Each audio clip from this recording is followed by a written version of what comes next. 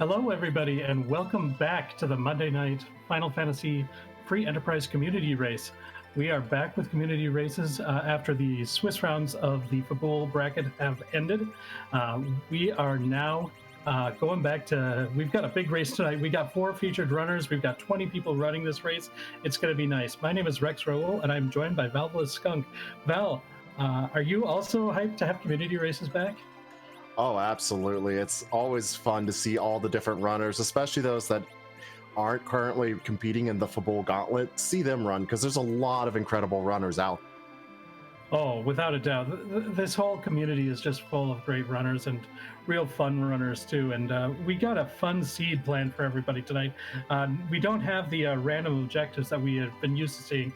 We've got pre-planned objectives and no Zeramis fight tonight. No Zeramis fight. How's that going?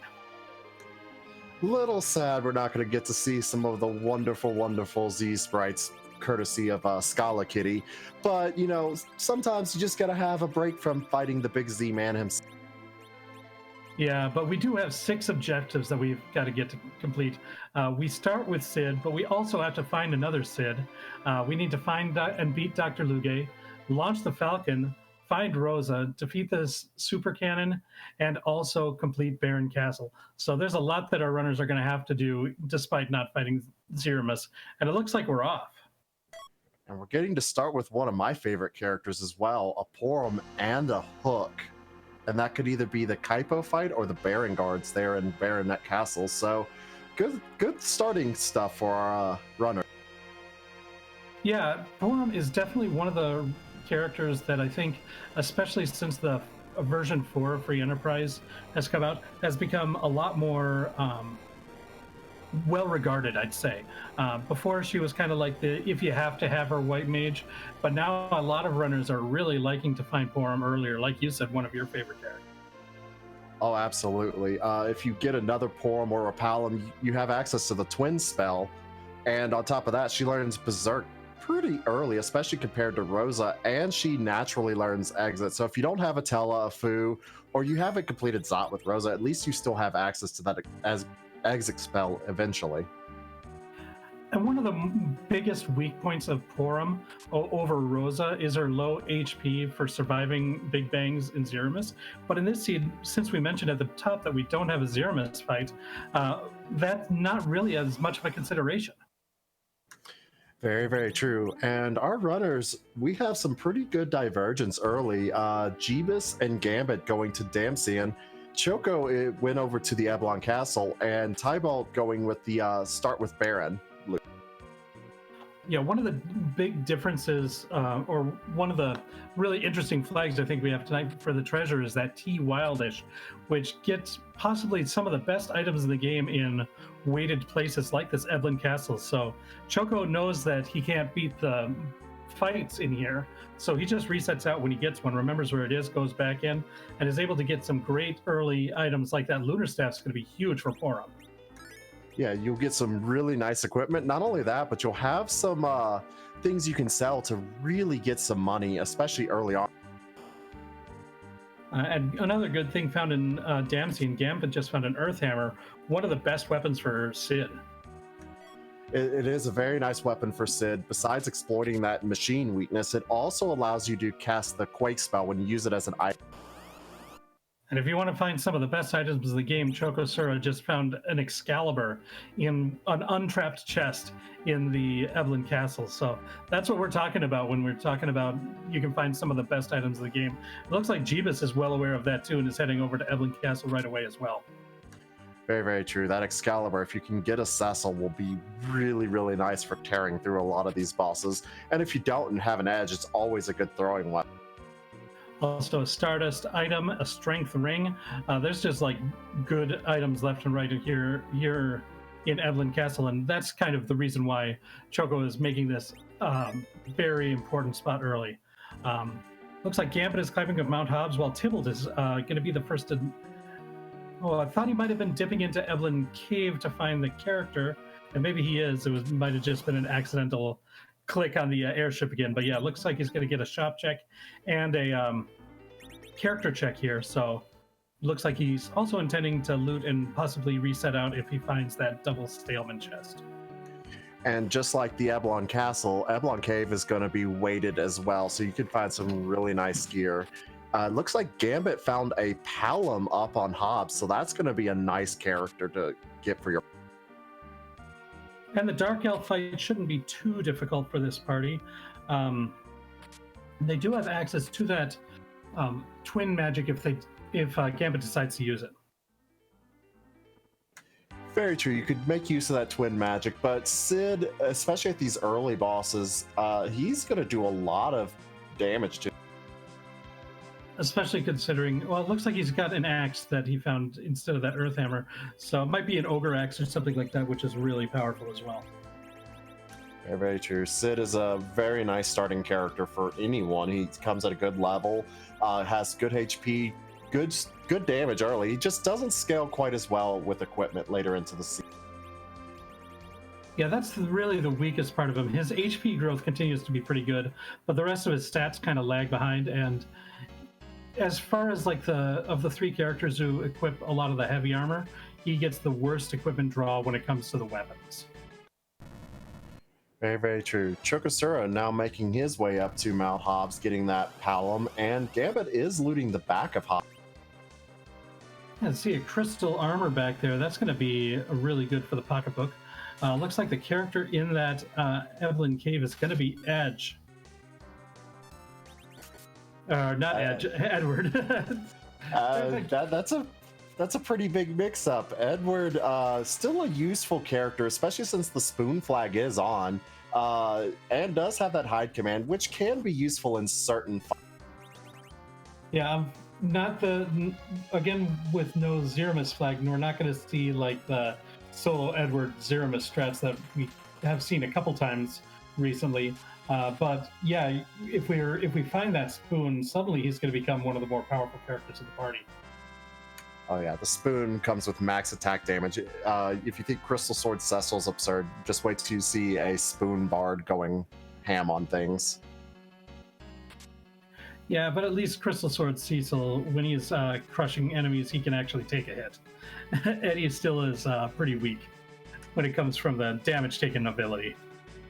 Very, very true. He has some of the worst HP growth in the game, and a pretty sad equipment draw when it comes to... Oh yeah, he can't equip almost anything. Like, since he wasn't expected to be in the latter part of the game, like, there really just isn't anything that really suits him. Really, that the power robe is the only kind of end gear weapon that, or armor that he's really good with. And we saw Jeebus make use of that twin spell to quickly get through the Dark Elf. Now has that Palom. Tibble also found a dancing dagger here in the Eblon Cave, so that'll, if he kept the bard, that'll be a nice piece of equipment for him to use to do damage early on. That is one way that you can really mitigate his early game weakness before we find a spoon. If you find a decent set of bow and arrow, you can make him have some good use with that. But the dancing dagger is going to be reliable in the early levels for Sid, or for Edward to actually dish out some at least decent damage. He's not going to be doing as much as Sid in most of the fights, but he's still going to be able to do at least a reasonable amount. And this Eblon Cave has Bacchus wines, life potions, and coffins for sale. All three pretty nice items to... And in the treasure chest in there, there's a couple of good pickups for Edward in a power robe and samurai arrows. Although I'm guessing early on that power robe might be better used on Sid. Very, very true. It'll probably be better used on Sid. We see Jeebus and Choco both at the Fabul fight and taking on this Pain Man. Not going to be too scary here, but should make quick. Yeah, having Cure 2, it looks already on Porum, means that they're able to tank the attacks. Jeebus might not have that much, but is able to revive the characters, all three characters for both of them, survive the entire fight. Dark Knight Cecil talking about justice and everything means that he's about to leave, and they'll be rewarded with their experience for completing the fight, and we'll see what the King of Fabul gives them for their key item check here. And the nice thing is Jeebus was able to get his Palom back up, so some experience on that Black Mage really, really going to be helpful, especially since they do typically need more experience to come fully online compared to some of your melee fighters. Yeah, getting Palom to the point where he learns Virus and Quake is very important to make him useful throughout the course of the seed. We're rewarded with the package here. That's a long cutscene to get a character. However, if it turns out that that is where either Rosa or Sid is, then you're going to have to sit through it anyways. Not only that, but there is always that chance that a D-Miss could be lurking there, or our required boss in Lugan. That's another thing. If it ends up that it's not either Sid or Rosa, when do you determine it's worth it to check it just to see if one of our boss hunts is found there? That's a real question. Like you said, it is a long cutscene to get through just for one check. A lot of runners probably will last check that unless you're still looking for that Rosa or Sid. Probably do a quick peek early to see if it is one of those two, or even, another powerful character like a Cecil or a Mop. Now, this is another thing where it's interesting because we've been watching so much of the Fabul Gauntlet, which are all one-on-one races, and now suddenly we've got a 20-person race. A gamble like this is something that you're more likely to see with a big race like this, because if it pays off, it can put you ahead of so many more people in this race, rather than if your one opponent is likely to not do it and you're going to waste that much time on it, it's just a killer for you. So it's a totally different environment when you're talking about a race with 20 people versus a race with 2 people. And Choco just reset out of that Dr. Luge fight, so we know where that is, in the Mist Cave, immediately going right back in. Yeah, that might have been a whole force of habit. Like, wait a second, I actually have to fight this one. Might have saw that it wasn't demist and like, okay, I can reset. Wait a minute. We've all done it before. We also have Tybalt and Gambit both diving into the Antlion Cave. Another one of those early key item locations you're going to want to typically check. Right. We don't have the weighted chests in here, so they're not going to be as big as the ones that we saw in Evelyn Evelyn Castle or Evelyn Cave, but it's still going to be some stuff that you can sell and get some money from all these chests. Easy key item spot. The fact that a couple of them, our runners, have gone there early isn't all that surprising. One thing we are seeing is Choco is looting that Mist Cave. That one is weighted, so the chests in here are going to be a little bit better than what we're seeing over in Antlion. I did not know Mist Cave was weighted, but that is very nice to know. And I saw a cat claw and a succubus, so 2 pretty reasonable things, especially if you get a Yang. Cat claw on him could be really nice. Yeah. He's really ooh, but That's a mop. We see Chokosura finding Fusia in Mist, and he does not want to reset. I can't blame him. Getting Fusia this early is going to basically put the rest of the seed on easy mode. And we have that bard burning down the Mist Village. Seems a little out of character for him, but I guess it's. Yeah, I guess maybe he was listening to too much Talking Heads and just doing his cover of burning down the house. Oh, maybe that'll be the harp song. We can always hope. But yeah, definitely, if you see a mop here with the package, you're definitely going to take them, especially this early on. Fu is incredibly powerful, especially once you get a couple bosses under your belt. Yeah, and with a bunch of boss checks available, the early Dr. Luge makes it so that he just gets a little bit more powerful even faster. We see Tybalt has completed the sand ruby is the reward for completing this. So is this even randomized? It still have to face the water hag, and not exactly one of the spots you would want to see water hag. 3 hits and it's going to die. And at this early location, sometimes it just takes more time to kill Water Hag than you normally would have to put in. The cutscene conversations does kind of elongate that that battle. We're gonna get the boss check here in Kaipo from up on Chokosura's screen.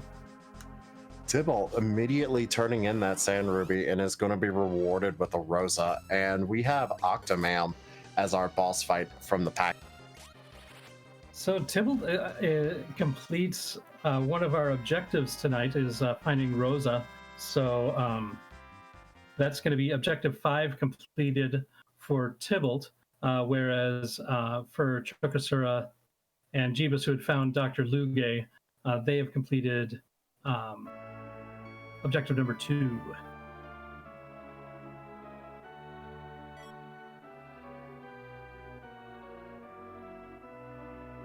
And it looks like Gambit's not going to be far behind Tybalt in finding that Rosa. And Rosa is a really powerful white mage, lots of HP towards the end game. Learns Cure 4 much earlier than Porum, and I believe she gets white a little bit sooner as well. Other than like Berserk and Exit, most of the important spells are learned faster by Rosa, I think. So.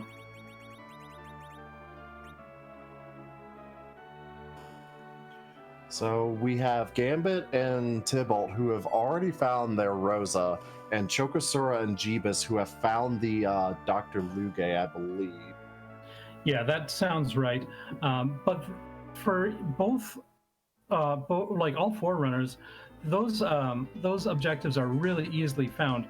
That Dr. Luge in the Mist Cave probably won't be missed by, that wasn't a pun, by Gambit or Tybalt very easily. I think checking boss locations is, especially if they take a look at that package and find Fu, there's even more of a reason to check these early boss locations and clear them out. So I can't imagine that'll be missed by anyone. And we see Choco is heading right into Antlion Cave, which is the Sand Ruby, and he had already checked the Kaipo in, so he knows that Rose is there. So that's going to be huge for basically all of our runners, as Jeebus goes in and peeks and sees that it's Rosa there in the bed as well. Getting that knowledge where Rosa is means as soon as you find that Sand Ruby, you will immediately run over there and get it. And since it's right there in Antlion, very, very quick and easy check to get through. It looks like Tybalt's getting ready for Baron. Yeah, Jeebus might be heading there too. It looks like that's where he's going. We don't have the Baron key, but we do have a Kane Azo guarding Kane. This Kane Azo, this is one of the easier places that you're going to find him. That wave is not scary at this location. The second boss could be difficult, but with a full party like Tybalt has, it shouldn't be too bad. And Gambit's right on his heels, just as Chokosura is getting into his Water Hag fight.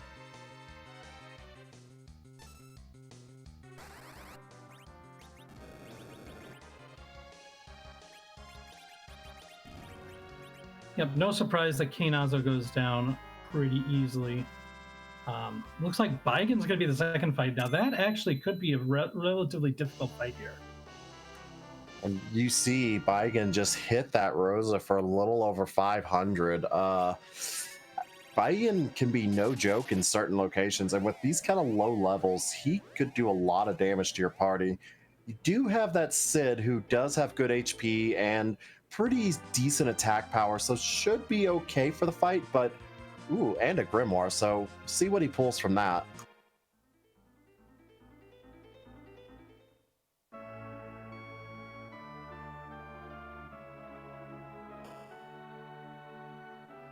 Get the Shiva here. If you can manage Baigen so that he's using Recover more often and saving you time, then that could be a big help. You might want to consider equipping that Earth Hammer and using that as an item to get the arms off as well, just so that you take less hits from the body part of Baigen. Another option is to just keep one of the arms alive and focus on the body at that point. There's no experience for this second boss fight here in Baron Inn, so as long as at least one of the characters survives, that's all you need. Tybalt having a little bit of trouble with this Baigen. Gonna go with some reflect strats on him. Whenever Baigen is hit directly with a spell, he does cast the reflect on himself. And there's a reset from Tybalt. Not Baigen, like we said, can be a little bit challenging. Jeeba's right behind them, but does have that Fu. Yeah, Fusia is going to make it a little bit different. Gambit, by the skin of his teeth, 48 HP left at the end, but that's enough. One character survives and gets an Adamant and a Cane. Adamant could be useful later, specifically for unlocking Kokol's shop, but that Cane is going to be a really nice melee fighter for later in the seed. Cane gets a pretty good equipment draw for his weapons and pretty fast, along with really strong. Yeah, he starts off a little bit on the underpowered side, but once you get a few levels in him, get some good equipment on him, he becomes powerful really, really, really quickly. And our Baron item shop had the Sylph summon if you run across Iridia and want to take her, along with Cure 2s. So Cure 2s will be nice to have, especially early on. I think with this particular party where we've got with all the magic users, I don't think there's a whole lot of incentive to taking Iridia over what we've got in the party already. Maybe to replace Edward or Porum, but I still think it's probably better to just leave her if we find her now. You can always hold hope, but yeah, I agree. Iridia takes a long time to fully get online, and as good as she is in the late game, she just pales in comparison to a lot of other characters.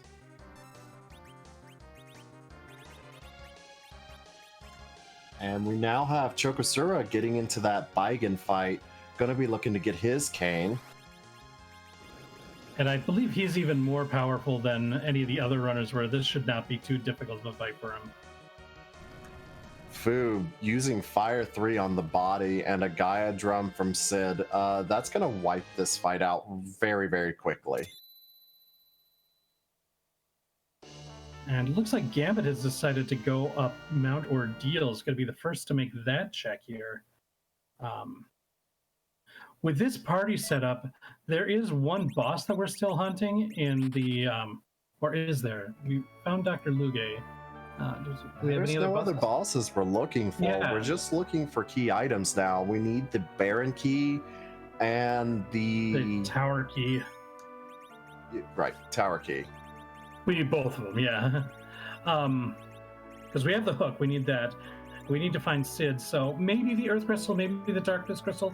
We don't know where Sid is, so we don't know what item that's going to be.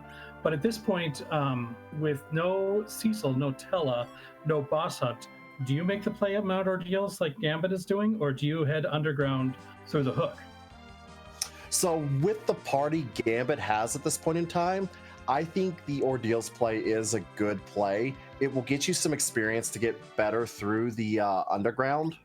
And it is a key item. There's a chance you might have to come here later anyways. So let's go ahead and get it out of the way. Get some levels on that, especially Palom. Get him up to Quake, hopefully. And get some levels on Rosa so she can hopefully keep up with the healing. And of course, levels on Kane, who is a brand new, fresh Kane. Well, it looks like both Jeebus and Chokosura agree with that assessment. I think those are decent reasons to do this. Normally, in a lot of situations, I'd be doing this check just in case it ends up being the magma key. However, in this particular flag set that we have today, we've got the launch the Falcon as one of our objectives. So you're going to have to go through that hook route anyways. So I might want to prioritize that and getting underground and doing the checks there before doing this Ordeals check. Now for Chokosura, I think it's, and I believe Jeebus too, it's a little bit different because they've got Fusia in their party, and getting 3 more bosses down for Fusia makes a lot of sense. You want to power him up like that. But Gambit doesn't have that right now. Correct. He does not have that Fu, so if he finds Fu later on, this will be great for him. He'll already have the bosses done. But for Choco and Jeebus, 3 more bosses, that's 3 more chances to get Nuke and, you know, some of the other powerful spells. Tybalt, now checking his package, is going to be rewarded with a mop as well.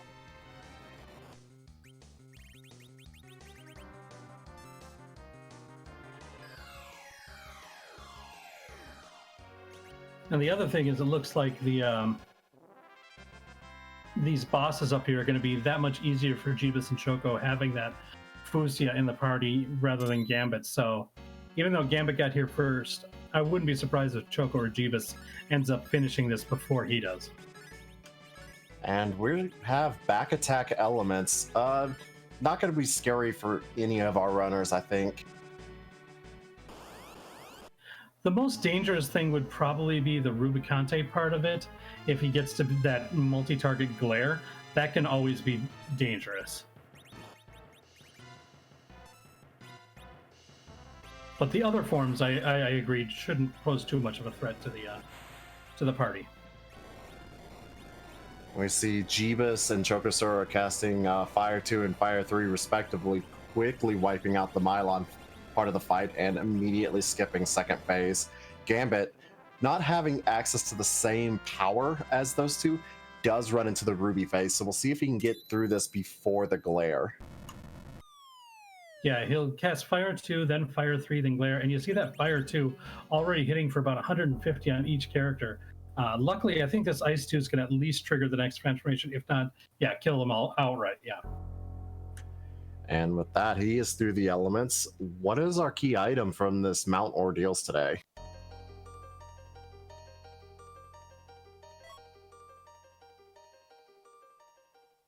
That is a pan. That's some pretty good value. That's at least 3 more checks for your key items. And we're running into the Magus Sisters. Not going to be too scary. Yeah, it looks like the first 2 of our runners to get there both have an item left in their inventory to one-shot them. We'll see if Gambit has one too, or if they've got a spell that, like a Porum should be able to, excuse me, a Palom should be able to take care of them with his magic without too much of a problem. As long as you can get in him before that wall hits. Or you could use a rune axe, that also works. Very, very true. I think Gambit does have an Earth Hammer, so that would be another option as well.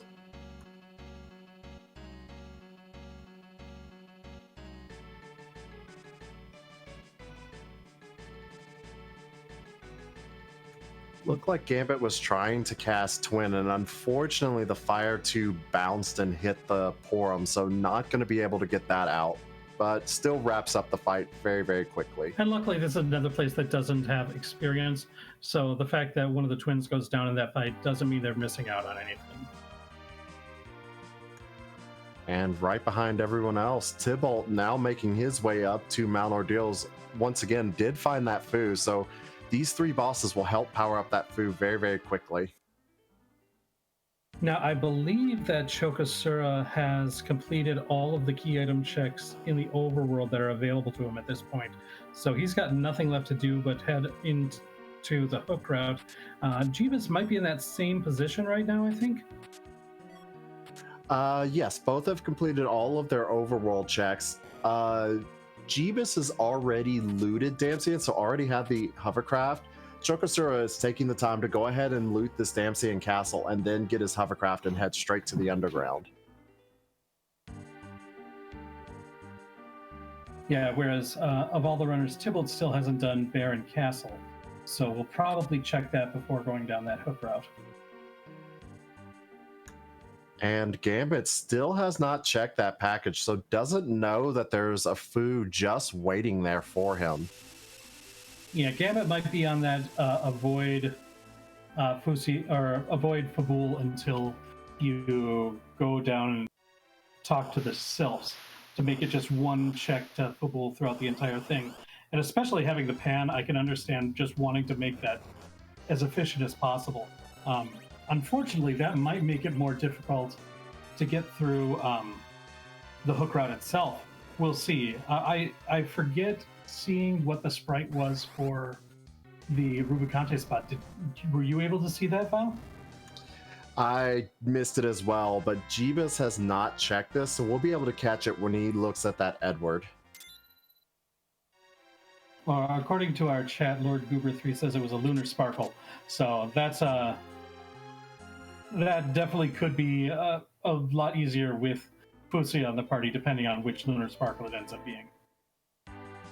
Very, very true. If it's something like Pale Dim or even the D-Lunars, food would be invaluable. But if it's something like Plague, I don't think you're going to be too worried about it. Yeah, if it ends up being Plague, you're probably going to do other strats. And actually having Edward in that fight might end up being the best that you can do.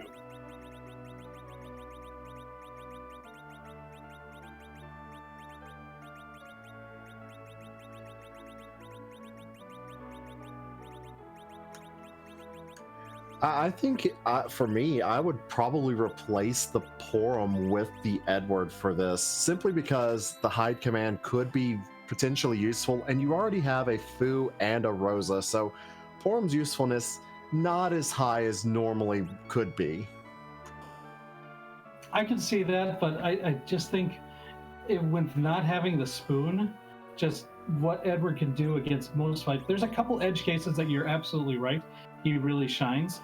But I think just in general, I just don't think Edward adds much to the party. It's very, very true. But that's why I'm over here on commentary and our runners are running.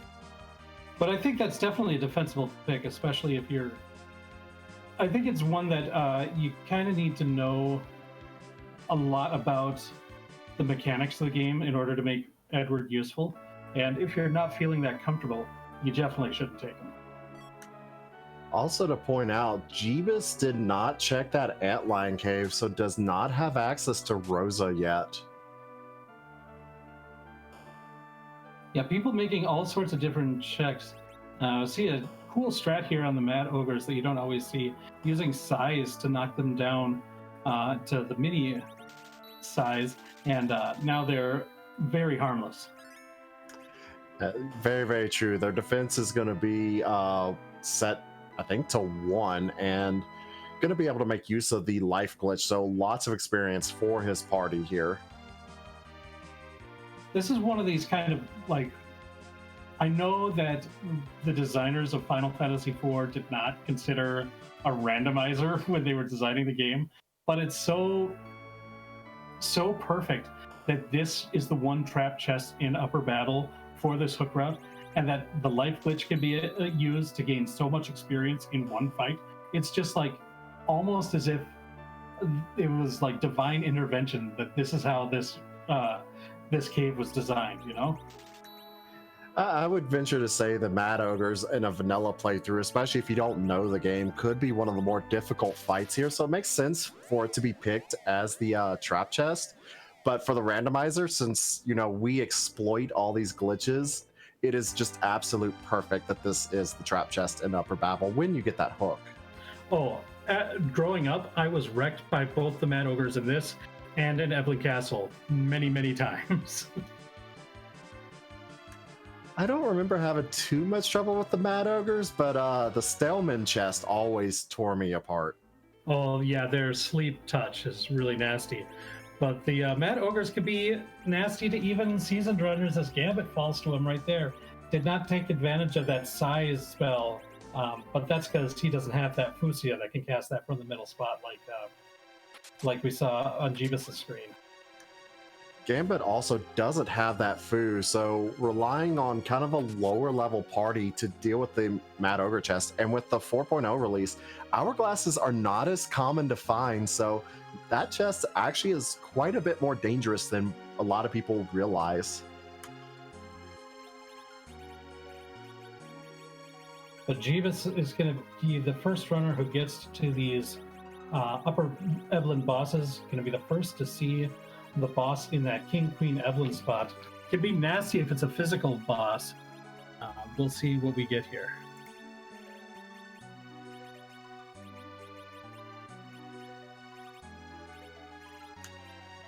Dibble is now taking on this Baigan fight again, and it looks like we're going to have some sort of Mylon variant at the King Queen Eblon. And it's Mylon Z. Mylon Z, usually not the scariest of bosses, but at this spot, with just the amount of raw attack power it has, can be scary, though you do have a Fu with Fire 3, should have zero trouble getting through it. Yeah, being able to exploit a weakness here really helps out, because otherwise this is relatively fast, relatively strong. Could be a dangerous fight, but you can single target that Fire 3 and you're all good. And the other thing is you don't have to worry about having your party up, since that spot does not give you any experience. And because that is a Lunar Sparkle, looks like Jeebus might run into a quick save. Yep. Always advocate this. It's not... I mean, I don't think he'd have trouble if he had to fight Mylon Z again. It wouldn't be a problem. But you just don't want to go through that time and not knowing what's here. If it ends up being like Ogopogo, you're going to want to not deal with that as much as possible. Like, just reset and then you can try again. Ogopogo would be very rude there.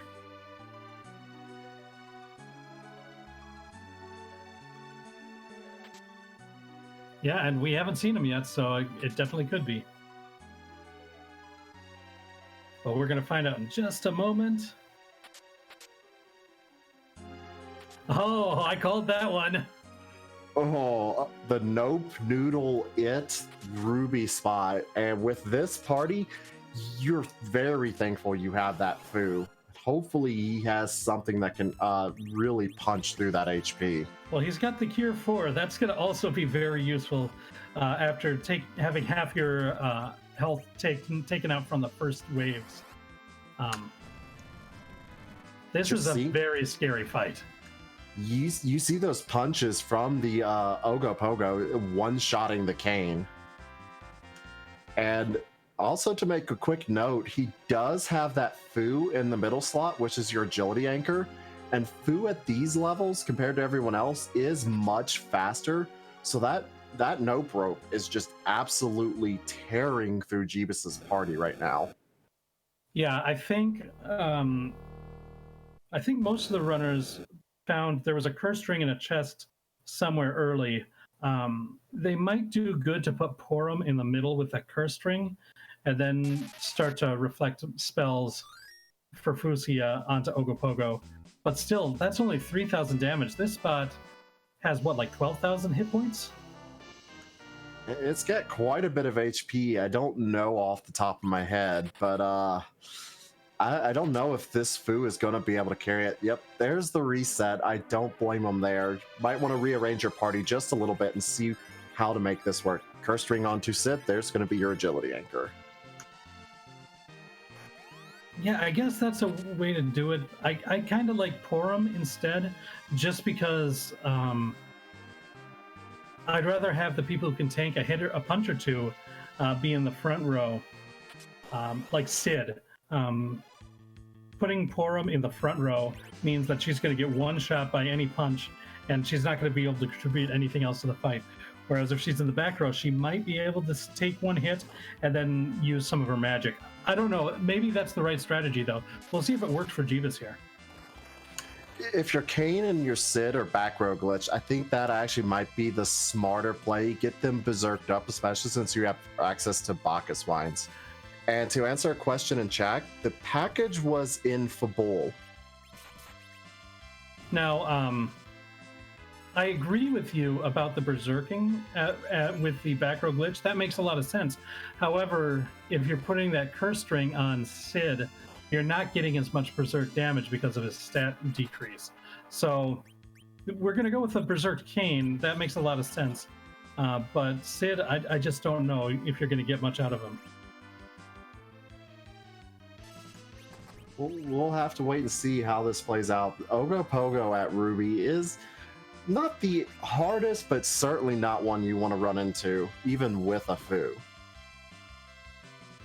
Looks like going to be a Starveil target for Sid and going to be who he bounces the spells off of. If you use a spell on Ogopogo, it counters most spells with Blaze, and you just don't want to take that in along with the AoE waves that you have to deal with.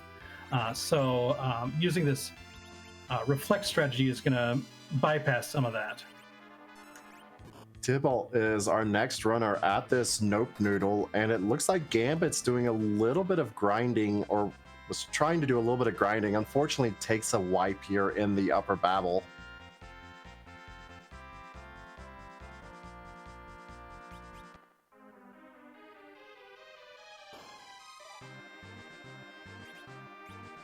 And Chokosura wraps up using the size strat again against those Mad Ogres. Going to be the next of our runners running to this Ogopogo fight. So see how that plays out. And it looks like Choco had his random encounters on.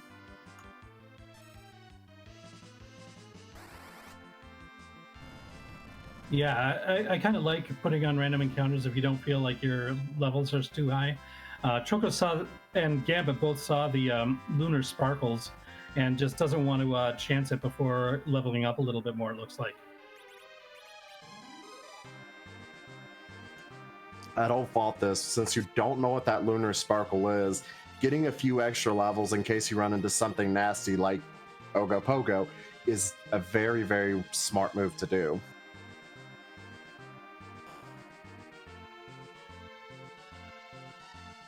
Jeebus has been going at this for some time now. It looks like he's been pretty smart in managing his heals and what he's doing for his attack strategy, and it's working so far.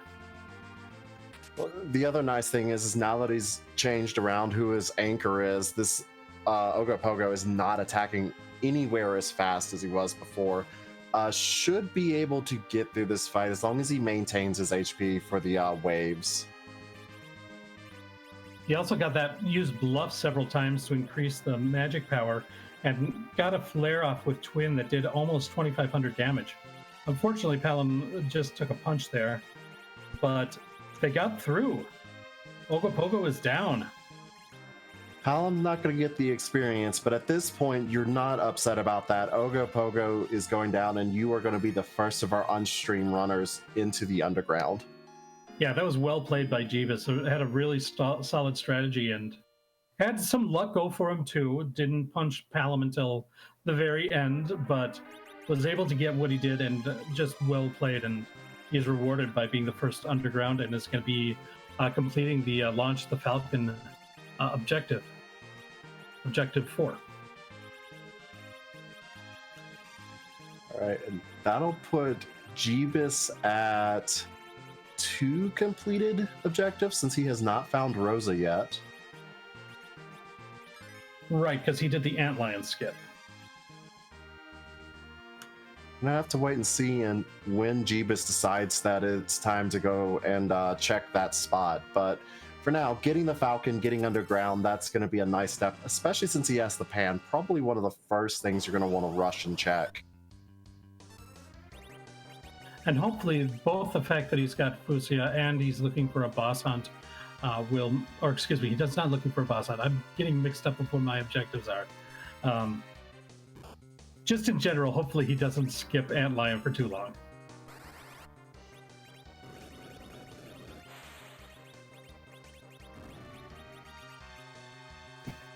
Gambit still trying to do some grinding here in the upper babble. Once again, skipping Fabul actually is kind of hurting his party a little bit since Fabul led to the package, which leads to this Fu, and you see the work Fu is putting in for this party. Yeah, I think this upcoming Ogopogo fight is going to be even more difficult for Gambit, having missed that Fusia. And his Rosa is fairly low level along with the Porum, so healing is going to be pretty tough for him to keep up with. He's also running away from a lot of these random encounters. I wonder if he's looking specifically for that Sorcerer Blade Man fight, or if there's something else that he's looking for. And Jeebus looting some of these chests in the Sylph Cave runs unfortunately into the ghouls, But Fu gets his Quake off right away, is going to be safe. Yeah, I believe it's at RA1 that you can get that Quake off fast enough, and if he still has that curse ring on Sid, then the ghost shouldn't be too much of a problem. Is rewarded with an hourglass, so that'll be nice for a couple of the fights later on.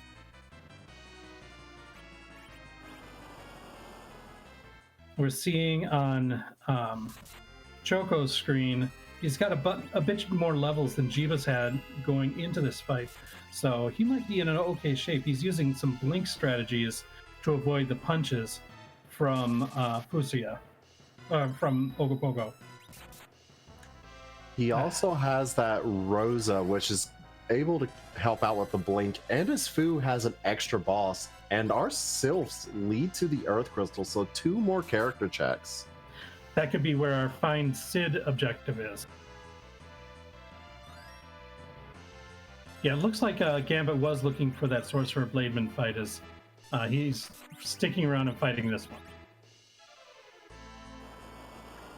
And Tybalt, now on his Mylon Z fight, shouldn't have too much trouble.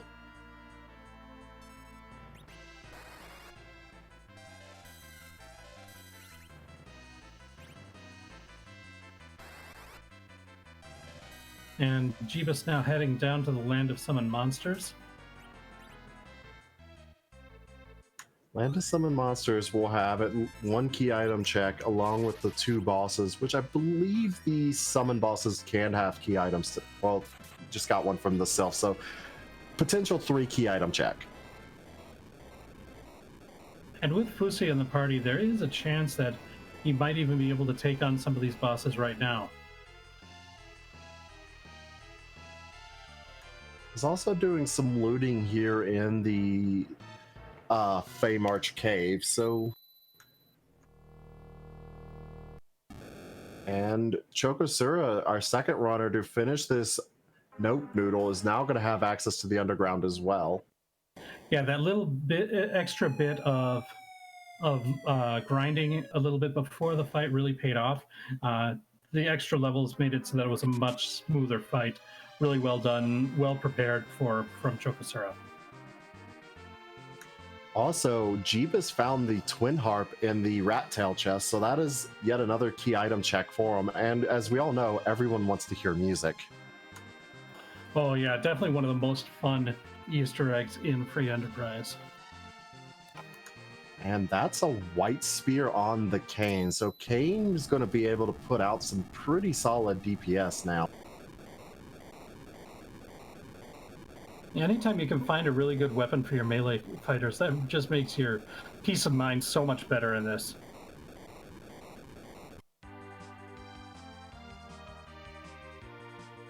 Jeebus now going to peek these bosses, and that is Dolls and Val. The Dolls could be very doable here at this point with the Fu, but that Val, that sounds like a little bit of a scary fight. Could be. I never have my my Valvelus like decoder ring out there to know whether or not it's a place that you can use magic or use physical attacks. Like if it's okay to leave her in tornado form, or if you need to jump on her in order to hit her. I just like play it by ear every time. The worst thing you can do is just go in there and find out that, oh, my magic does not hit. But I am fairly certain at the Asura spot that your magic is not going to be able to hit. But he is going to take on the Dolls fight. Skips over the Fu's turn, so probably trying to set something up. But gets to Porum, is going to be casting Blink on her. Tybalt is still taking on this Ogopogo. Does have the Fu. Shouldn't have too much trouble getting some blinks up. Gambit still doing some grinding on these blade men. And Chokosura underground now, probably, I didn't see, but looks like probably in the Sylph Cave.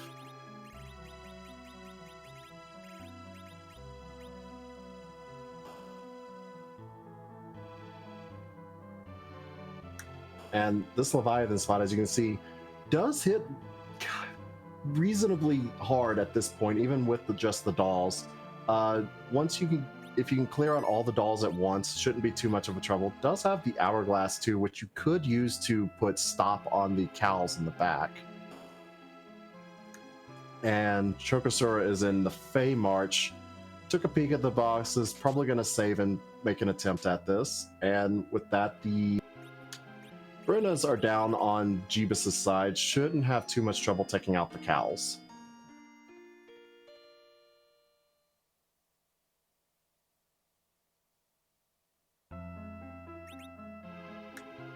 And with 2 casts of Quake and a little bit of bluffing on Palom, takes out the dolls with very little trouble. The last thing you wanted to see is the big doll there, so very nice to get those taken out of the way. Just rewarded with the power shirt. Not the greatest thing to get right now, but certainly doesn't hurt. And we have Tybalt has made it through that Ogopogo fight, is now falling in the trapdoor, heading down to the underworld. And Gambit enters that Mylon Z fight. Gambit's going to have a little bit more trouble with this Mylon Z, simply because he just doesn't have the same raw power that the others had, but his level should be able to handle it, and with the Bacchus Wine on Kane, shouldn't have too much trouble.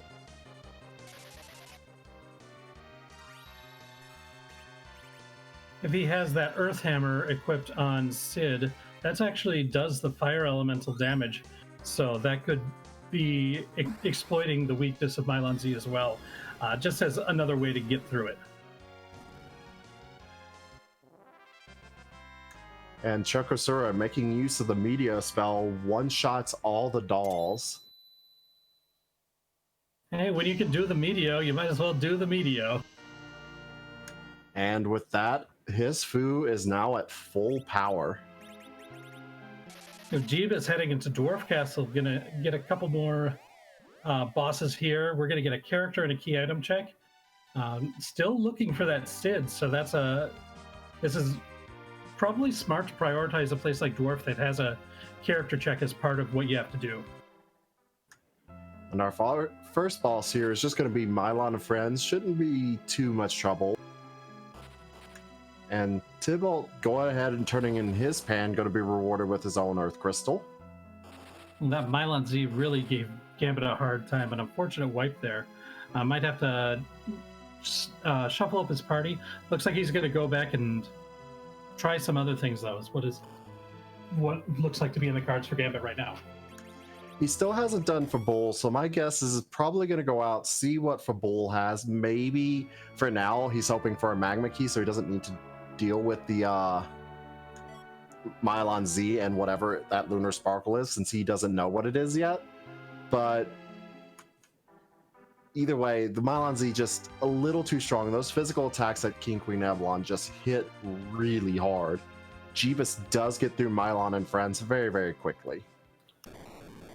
And I can't believe I wasn't paying attention, but did Tybalt actually check the job Dwarf? I think he didn't.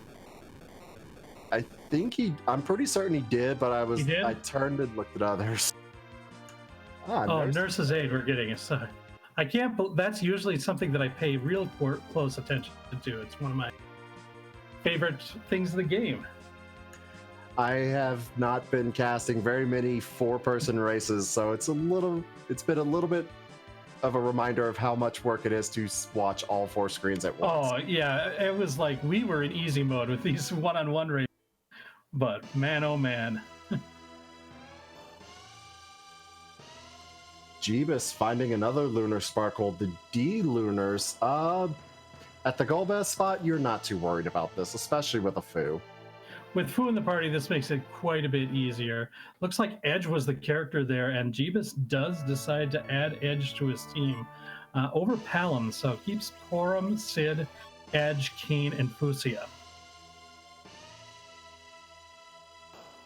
Chokosura, I didn't see what one of the items were, but was rewarded with the pass from Sheila 2. And the spoon, according to chat.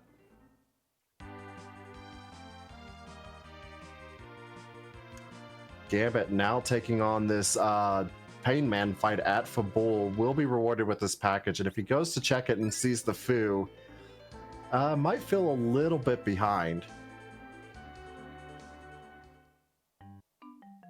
It's really hard to tell. Again, this is one where it's being in a 20-person race versus a 2-person race is really a different sort of animal.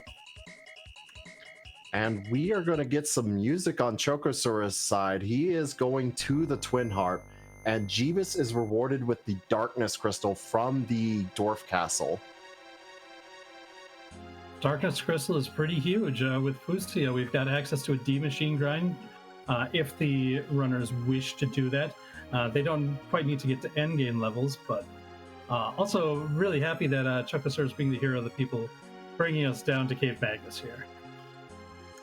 You absolutely love to see music, and it looks like, since he also has the Earth Crystal, probably route that music straight into the Earth Crystal afterwards.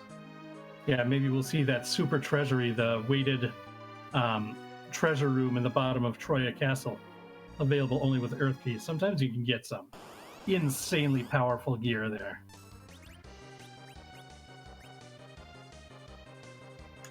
Jeebus now going to go turn in his pan, and Chokosura using Virus to make sure Fu doesn't live, and skips all the text from the first part of Dark Elf. Yeah, Virus being very key in that, using that as the spell to do it, bypassing the magic defense. Because Fu's got some gear that's pretty good for blocking magic. But we are going to remain silent while we listen to the tunes of DJ Rocking Spoon.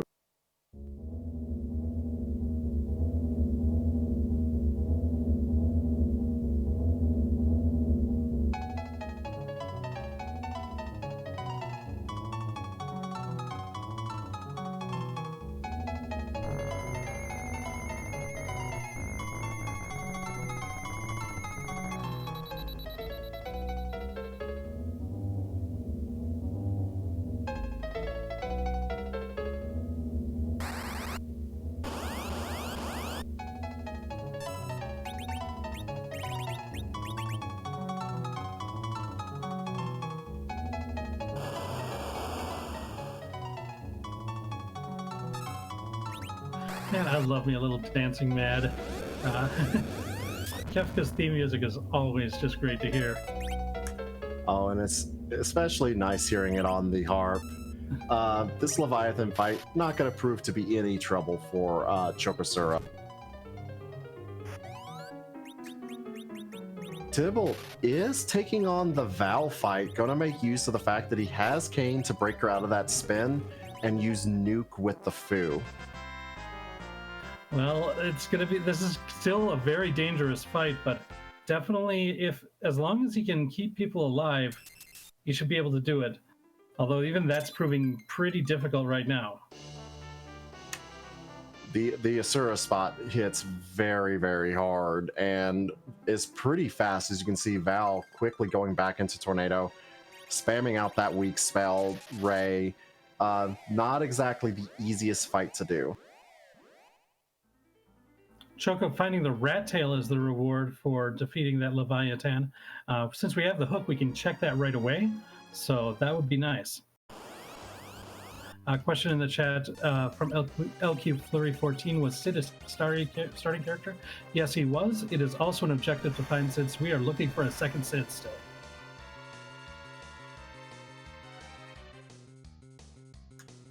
And Chokosura choosing not to check that harp. I don't blame him. Go ahead and let's get this rat tail, take a look what it is. Very, very quick check. Probably hoping to find Baron Key and hoping that Baron Key is where Sid is. That's just would be a double whammy. Gets the Magma Key and just resets. I don't blame him. You don't have any use for the Magma Key at this point other than being a key item, and you're really not going to need to do very much grinding for this seed. Unfortunately for Tibble, does take a wipe to the Val fight, so has to reset and choosing to go ahead and leave. Yeah, that's unfortunate, but not super surprising. I think he knew it was a gamble going in, that it was going to be a difficult fight, but tried his best. And the strategy that he had was pretty good. It was just really not going to be. If the punches came at the wrong places, then it just wasn't going to be possible. And I don't think, like, if he goes again, he's still going to be relying on the luck. And I just don't think that's going to be prudent for him. And you think so too. Take a quick shot at the fight. You fail. Well, I'm not quite ready for it. Let's move on. That's exactly how you should do that.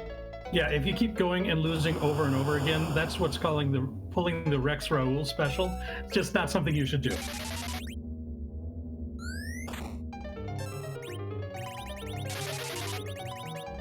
Jeebus, of course, giving us an encore on the lovely, lovely Dancing Mad versus Leviathan.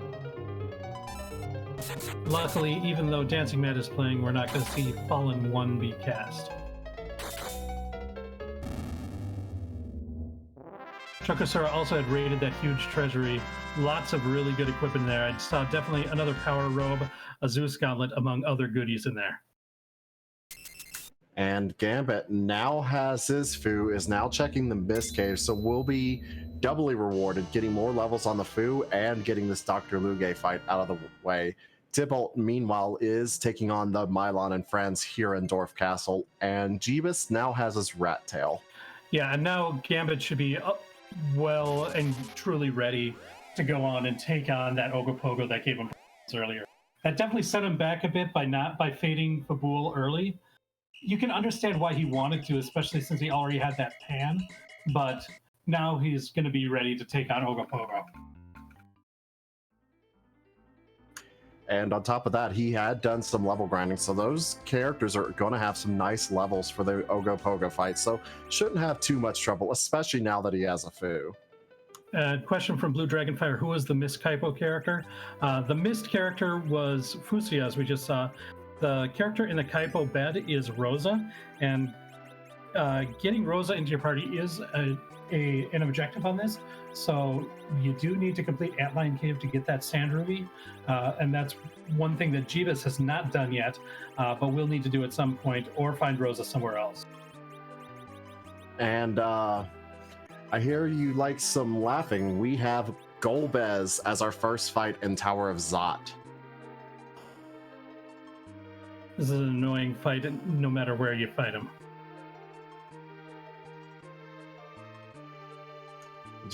He soaks up so much time, starts by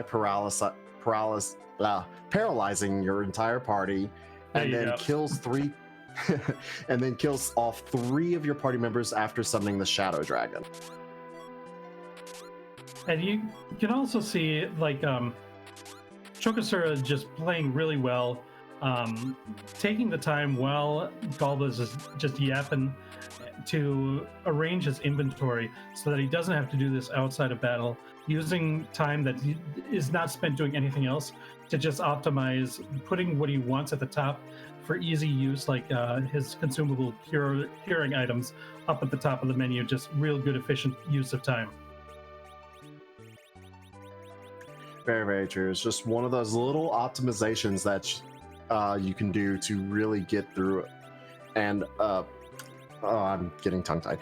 It's one of those little optimizations you see a lot of top runners do, is when they're stuck in cutscene mode during a fight, you'll just go ahead and organize your inventory, and then once you're able to continue, you just continue on with the fight. Yeah, especially people who are proficient in the vanilla Final Fantasy IV speedrun. That's something that transferable skills from the vanilla run to this version of it pays off a lot. Jeebus hot on Chokosura's tail, going up to the Tower of Zot, and Tybalt gets that edge and has now completed Dwarf Castle.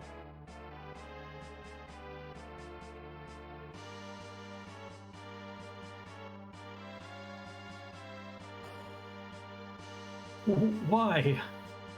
Golbez always asks that. But we're going to soon see if it was worth it for Choco to get up here. He's really hoping to find the duplicate Cid up at the top of this Tower of Zot. That would be the thing that made it the most useful, I think. I'm holding breath, of course, for Sid to be in the giant, as always. I mean, that would be the best for us viewers. We were also already given a really nice treat of Ogopogo in the Rubicante spot, though.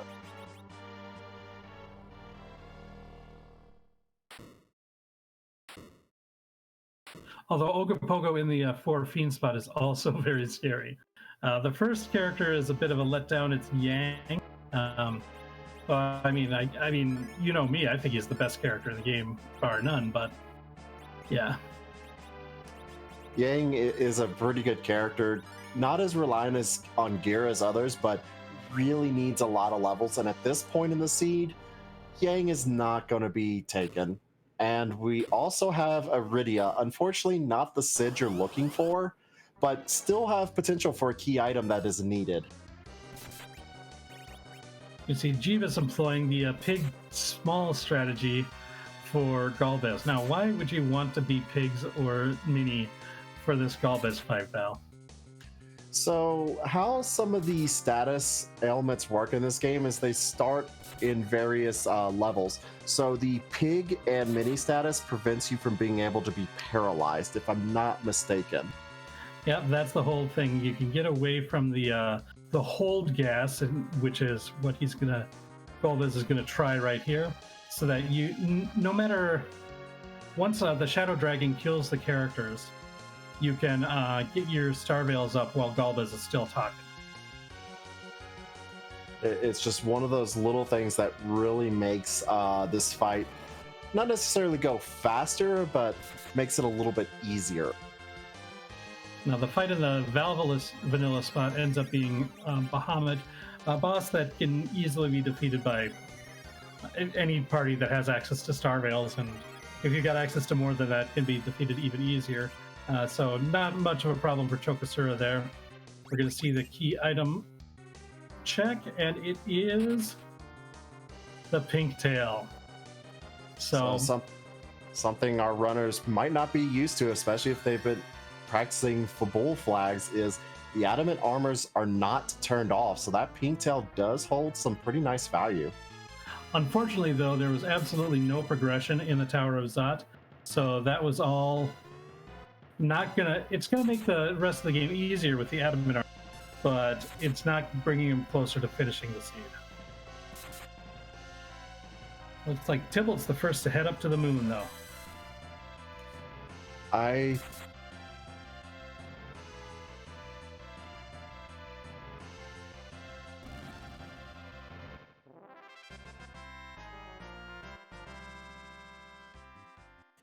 The thing is I had to double check and look at the flags. You're not going to find any of your things you need on the moon, except for potentially the character. The only extra places key items could be is with the summon quests. So there is still Cave Bahamut then. There's still value in Cave Bahamut, and there's still a character check. Yeah, what we're looking for is either the Baron Key or the Tower Key. We might be needing to go to Keyless Tower as well as an option that we haven't seen yet. Gambit now going to make another attempt at this Ogopogo fight, as not having a good time of it, takes another wipe.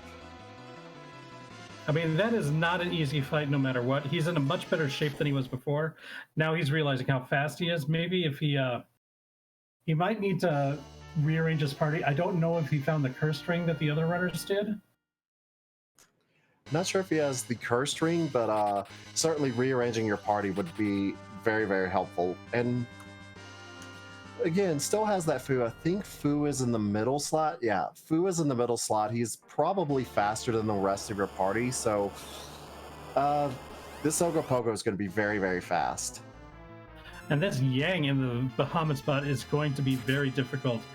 This is a very fast spot.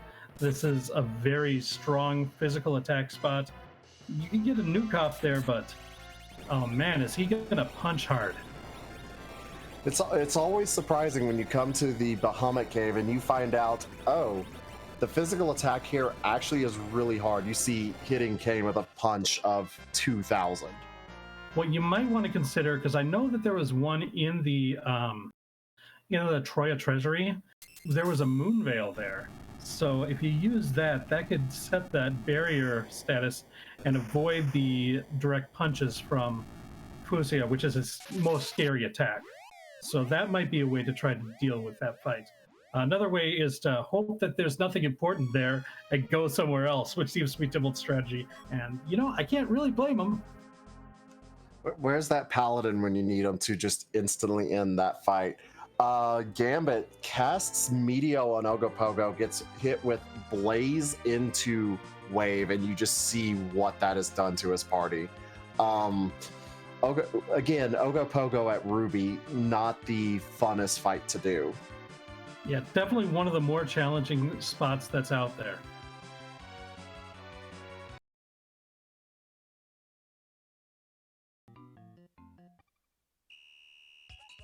See Chokosura now in Dwarf Castle at that Lunar's fight.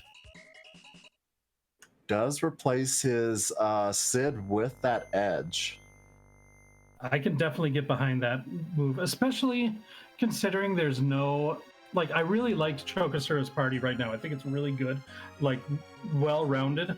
And considering there's no Zeramis fight, I really like this setup. I agree. Edge is very, very nice. You have the spoon, and since you don't need to fight Z, using a spoon to throw with Edge, that's going to be a guaranteed quad 9s. Be able to get through some of the more difficult bosses very, very nicely. And it also looks like we're going to get a 3-peat on music. Tybalt now heading down into Cave Magnus. And to double down, I also Palom, I think, is one of those characters that's kind of a double-edged sword. He's really good through the middle part of the game up to near the end, but I don't usually like him for the Zeramis fight because of his HP, and unless you're going to level him up to the point where he learns Nuke, he just doesn't do a whole lot in that fight.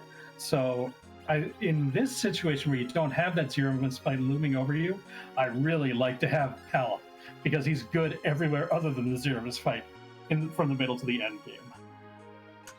I agree. If you're Palom, especially with Quake's going to be able to tear through a lot of these bosses. Flip side of that coin is you have Fu.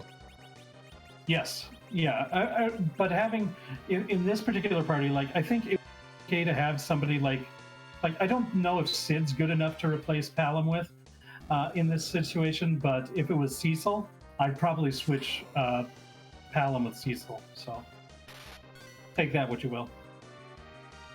There's lots of choices for parties in this flag set, so not necessarily can go wrong with your choices, but we're still looking for that Sid, and we're rapidly running out of locations. We still have Baron, and I believe we have the Giant.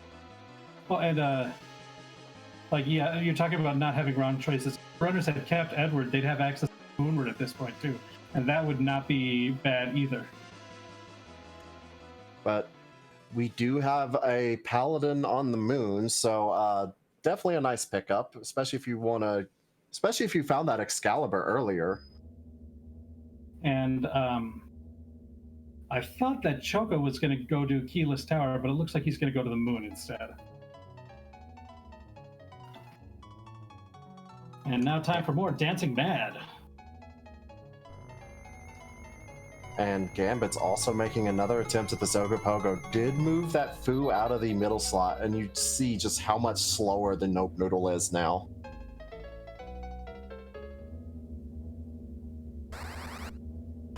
Being heads up with your agility in this game, especially the randomizer version of this game, can really turn the tides into winning or losing a lot of battles.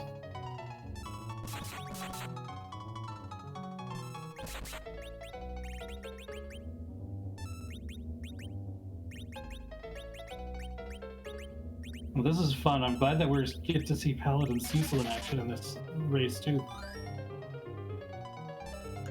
Paladin Cecil is always a nice pickup, especially since we know that Cave Value is that Karate Man. So Cecil, you wait for the second kick, get a quick swing in, and he's going to go ouch.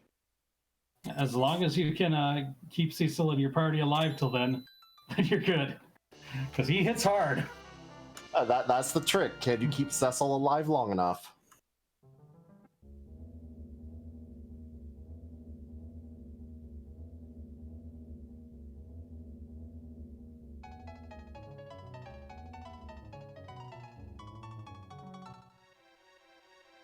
And nice guy Tybalt doing the loop and walk to hear a little bit more of our music there. So big ups to Tybalt. And Chokosura took a look at that Cecil, decided, nope, I don't need a paladin. The flip side is, if you take Cecil, then you're going to want to level up Cecil. And if you're happy with your experience levels as they are now, you might just not want to bother with that noise. I agree. You're getting kind of close to the end of the seed. You don't have very much left. You're not going to really have to be doing the moon, so getting the levels for Cecil isn't going to be the easiest thing in the world. So not exactly worth the time to level him up. Jeebus does have a couple sirens, so is going to level up that Cecil. So his Cecil will come online very, very quickly. Yeah, having access to those sirens, I think, makes a big difference as to whether or not you want to use Paladin Cecil here. And so that I think that probably informed his decision. And with not having to do the lunar subterranean bosses, like the only bosses that I think Chokosura might have any sort of headache to deal with are the ones in the giant. And so he's really hoping that he doesn't have to face those anyways. Very, very true. You really don't want to. You're really hoping that you don't have to deal with the giant, though. Again, we only have 2 spots left that this duplicate Sid could be, and that is the giant and Baron Castle, and we still haven't found the Baron key. Right. That Baron key could be behind this punch wizard here that we're fighting in Cave Bahamut.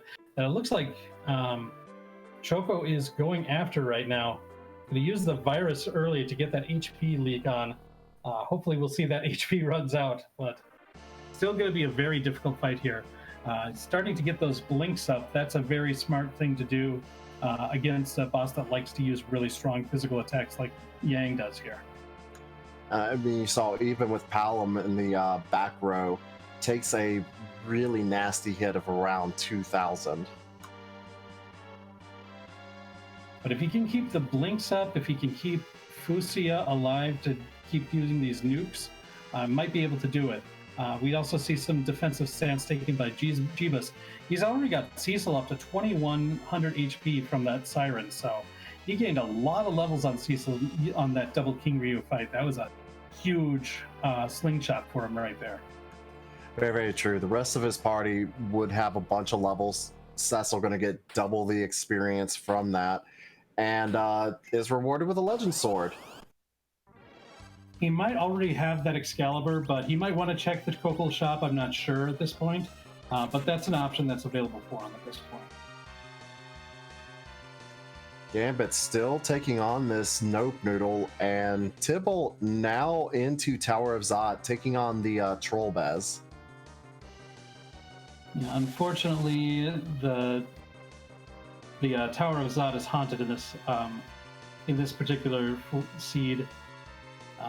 Gambit's still doing the Meteo, getting that counter blaze. I think he's just rolling with Meteo because it does the most damage out of any single attack that he's got. So he figures he's going to do as much damage as possible with that one attack. It does do the most damage possible. The unfortunate side effect is every time you use it, the Nope Noodle is going to counterattack with Blaze, and Blaze hits, well, it's not the hardest hitting thing. Combine it with Wave, or even him doing Wave twice, can quickly wipe out a party. Here we are. Jeebus finally heading back to Antlion Cave. Going to get that Sand Ruby, which is going to give him his Rosa, which he needs to do to complete it. So at least he's going to catch up on that. Meanwhile, Choco is finally going to the Keyless Tower. And I think this is our last choice. I think this has to be progression. So it should be either the Tower Key, the Baron Key, or the Luca Key. There is something else we haven't seen. D-Mist is still at large. Ooh. Ooh. Maybe Lunar Subterrane will be required. That is a... I hadn't considered that. And of course, there's still the Val over in Asura spot, so that's another potential place for one of our key items to be as well. Good point. Nobody actually defeated Valvolus yet. We've seen somebody fight it, but not defeat it.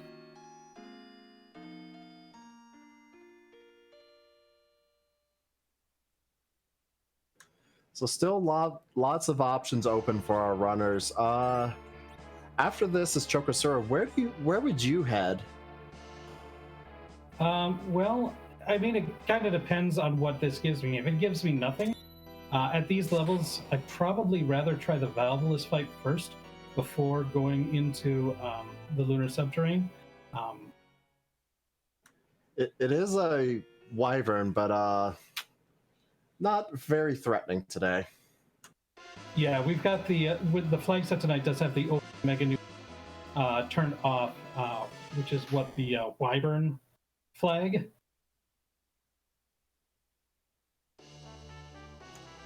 I get them mixed up. I think you're right. I think it's the Wyvern, and Witchburn is the one where it's something random. Yeah. And this spot up at the top also has a pretty low magic, so I don't think these nukes are going to be super strong either. Yeah, Fusia survives a nuke here, and that's not going to... If those nukes don't do a whole lot, then this is not a super scary fight. Now, Wyvern without his opening Mega Nuke isn't as scary as a lot of other bosses. Just reflects nukes one at a time at your party. Pretty easy to contend with. Jeebus now has recruited his Rosa, and Tybalt has just finished up Tower of Zot.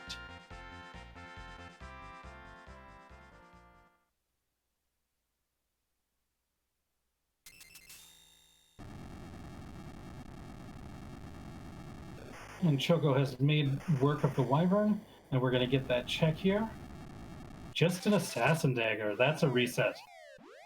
So it is either on this Val, or we have a D-Mist hunt on our hands. It looks like Choco is heading straight to the land of summoned monsters, as is Jeebus, so we're going to have a couple of our runners try to take out that Valvolus. And just so everyone knows, the wonderful, lovely Scala Kitty is the one that rolled our lovely C tonight. So make sure you send all your thanks towards her for this wonderful, wonderful race.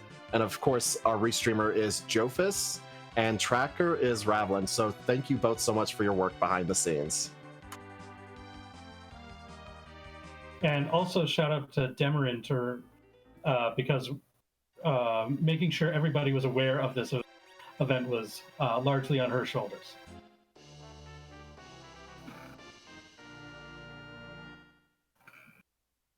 Though one or two people may have reminded. 1, 2, 10, you know.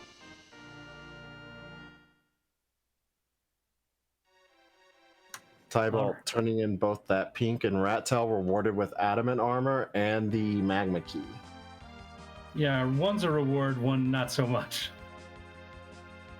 So now we've got this Valvolus fight. And I just saw a Avenger swap for Cecil, and this Val is probably not long for this world. Yeah, if Cecil can do... Yeah, Cecil's doing plenty of damage with this Avenger here. So that means, I think, no jump from Kayn. Valvolus is easier to manage in her tornado form, so keep her there, and she doesn't punch as often.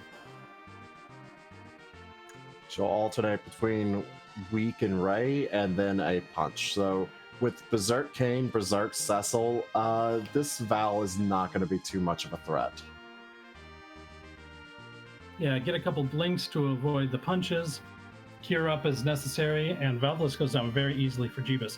Now, Choco doesn't have that option with Cecil, but Ken, I believe, also has the Avenger because I think that was one of the treats in the Troya treasury, so could make use of that through Kane as well, depending on what strategy Choco wants to employ here. And still does have an edge, so edge does put out pretty solid DPS, so can make work of this Val. We are rewarded with the tower key, which is one of our required objectives, so Val will be required for all of our runners. And Gambit looks like having to do some more grinding up in Upper Babel.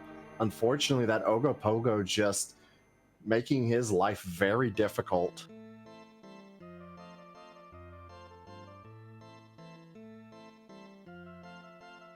Yeah, this is one of the situations where if I was in Gambit's right now, I would just like, as soon as I can when I'm done with this race, go back with the VOD and check to see how other people handled this, just so that you can learn a little bit more about, you see a certain boss in a certain situation and you're unable to do it. How did other people do it so that I might be able to better myself the next time? Oh, absolutely. Anytime I race and, afterwards I go back and review what I did and compare it to, some of those that placed much higher to me, see what they did differently and just learn from it. It's absolutely helpful. And, as always in the Discord, in the newbies corner, there's always some of our top runners always being there to help out players. So if you have questions, definitely come join our Discord and ask around. Lots of people more than willing to help you out.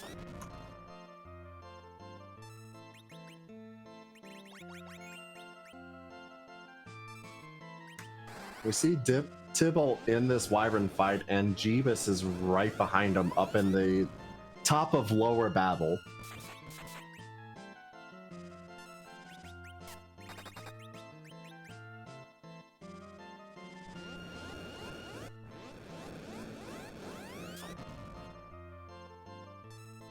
Not having that Avenger Cecil proved to make this a bit longer of a fight, but Choco gets through it, even if it took a little bit longer, getting to get his tower key here. But with him, since he's already seen that Wyvern up at the top of the tower and knows that it's just the assassin dagger, will not have to climb the whole way, can just do half tower here and catch up to where Jeebus is. Very, very true. He's already done like you said, done the upper part of Lower Babel, so Wyvern not going to be required. And just doing half tower doesn't take too much time. It's still annoying. I mean, any dungeon that you're in where you can't use exit is going to be annoying. But at least you don't need to climb the whole way. Very, very true. And we see that Jeebus very quickly gets through that Wyvern, resets out after seeing the assassin dagger, and is heading straight back down to the cannon room. Yeah, Jeebus making a sneaky half tower save. The tower having a couple of save points throughout so that you can save halfway through and still make that tower key check here. So that was the heads up save by Jeebus.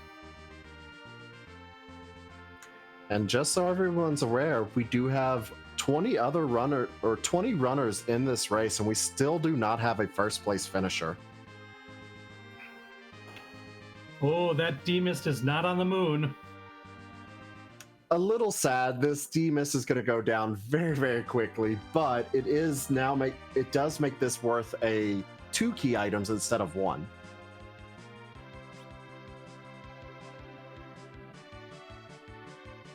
And this is going to be another objective down for our runners.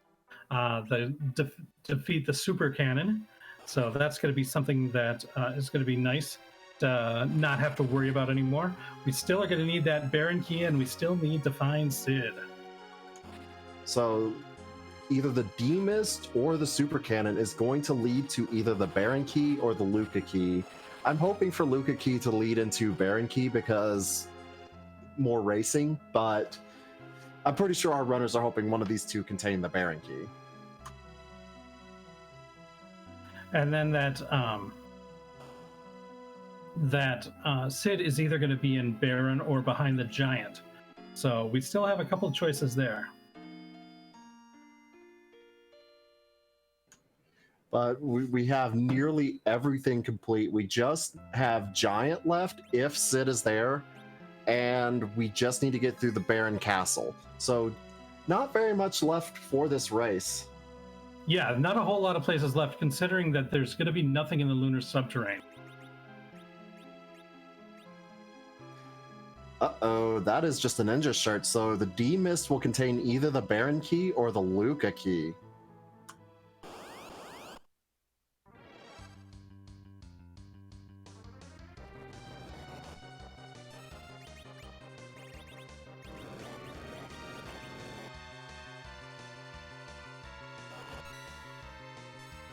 And what do we have here? We have the Luca key. So sealed cave, here we come. That sealed cave is required. That will hold our Baron key.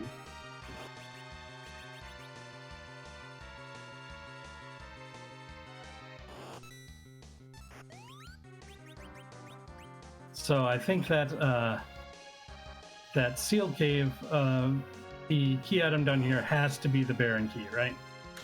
100% has to be the Baron key. We have checked all our other locations except for Baron Castle.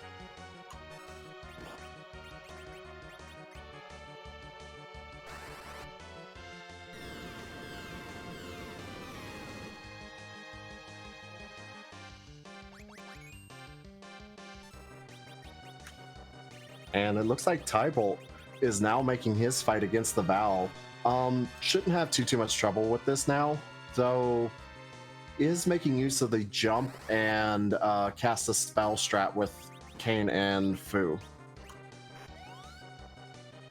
So it looks like in this location you can't use magic on Belle when she's in tornado form, but you can't hit her with physical attacks. So it seems like the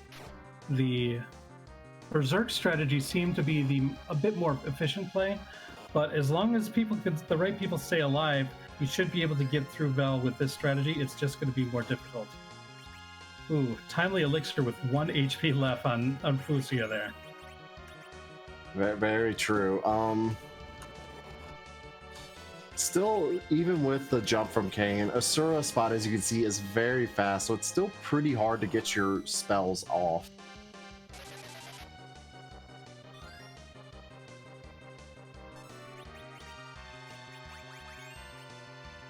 Jeebus now has his Baron key, and Chokosura hot on his heels.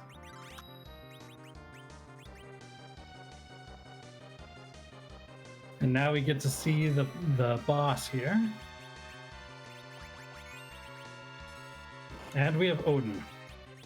Odin, not going to be the scariest.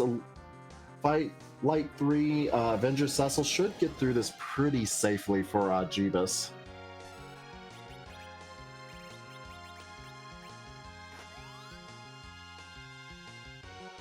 I think considering how much more of the seed there was, it really paid off for Jeebus to take up and collect that Cecil and spend that one siren to slingshot him, because his party is just taking care of this stuff so fast. Like, I don't think Chokosura is going to have a hard time defeating any of these bosses. It's just that Jeebus can clear him out so much faster by having that Avenger Cecil. I agree with you. The Cecil with Excalibur and Avenger is just tearing through these bosses, and while Chokosura is having not any more difficulty, it's just taking him slightly more time just because the damage Jeebus can put out is much higher.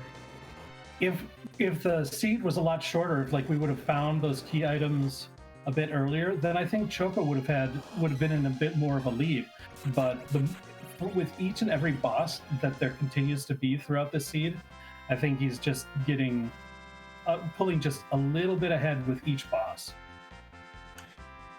And it's really not that much farther ahead, just a matter of 20-30 seconds. Oh yeah, it's very close.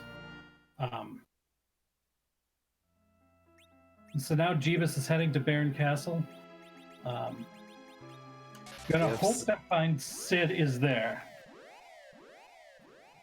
And we just had our first place finisher, Poydrak, with a time of 132.29. So GG, well played to him, taking first on this very interesting seed. And do not let Poydrak be modest. Make him celebrate the fact that he won.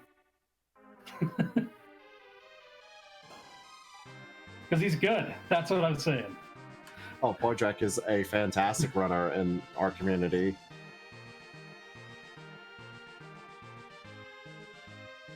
So our runners, Chokosura and Jeebus, both really hoping that this duplicate Sid is here in Baron Castle.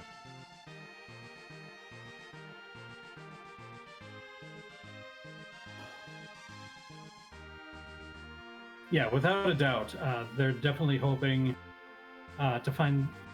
Nobody wants to go to the giant if they don't have to. You're holding your breath, you don't have to go to the giant. We're hoping they go to the giant, but...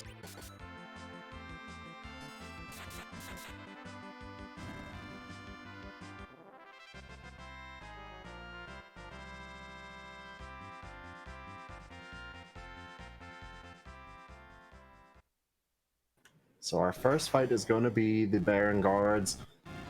Once again, Avenger Cecil going to tear through these like it's a hot knife through butter.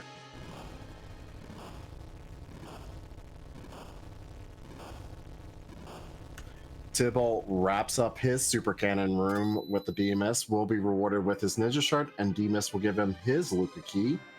And Chokosura literally just behind Jeebus on the Baron play. Gambit still just having a little bit of trouble with this Ogopogo. Ogopogo is just not the nicest boss to fight. And we just had our second place finisher. Annadale finished in second place, 1 hour, 34 minutes, and 24 seconds. So GG's to Annadale.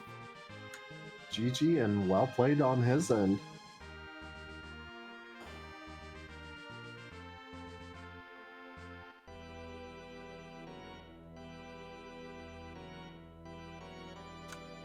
And Jeebus takes out the Asura on the throne very, very quickly. And if this is Sid, we should see a finish real shortly. We will, because that's all. Baron Key and Sid are all that's needed. And there we have it. So once the text box go through, we should see the end game.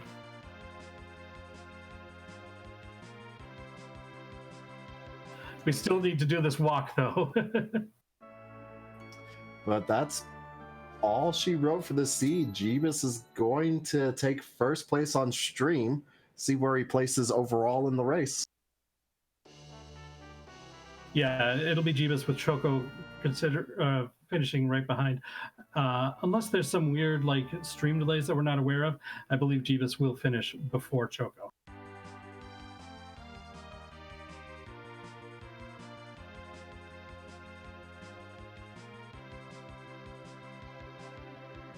And we're walking down the path.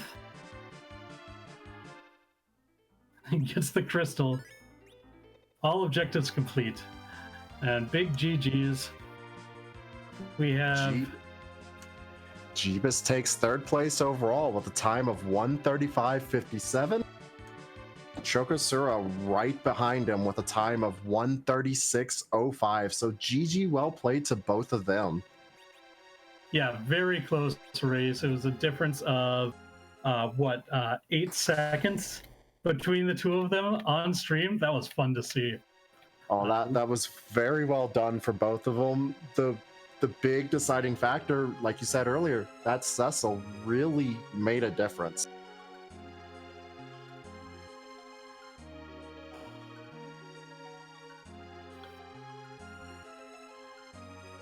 All right, let's see if we can get them in for an interview here.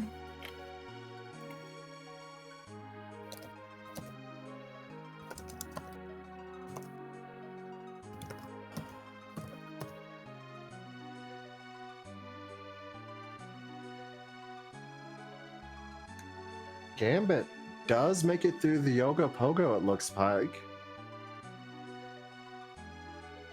Okay, looks like Choco's ready now. Jeebus needs a minute, so we'll bring in Choco first.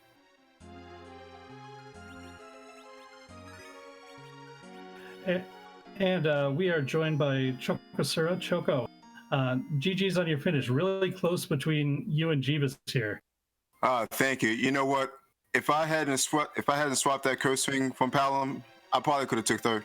Just saying. But yeah, that's how it goes sometimes. When it's that close, it could have been, one thing or another anywhere throughout the course of the race. But well done, taking fourth place overall out of 20. We haven't seen you you weren't in the football gauntlet, so we haven't seen you race in a while. So it's good to see you back here and doing well again. Thank you. You know what? This seed was kind of rude because when I first went to Fade March and saw the Calbrina dolls, I figured, okay, let me, medio them and maybe I'll get a key item from it. Unfortunately, I didn't. I saw the Val and I'm thinking, I don't want to mess with that unless I absolutely have to.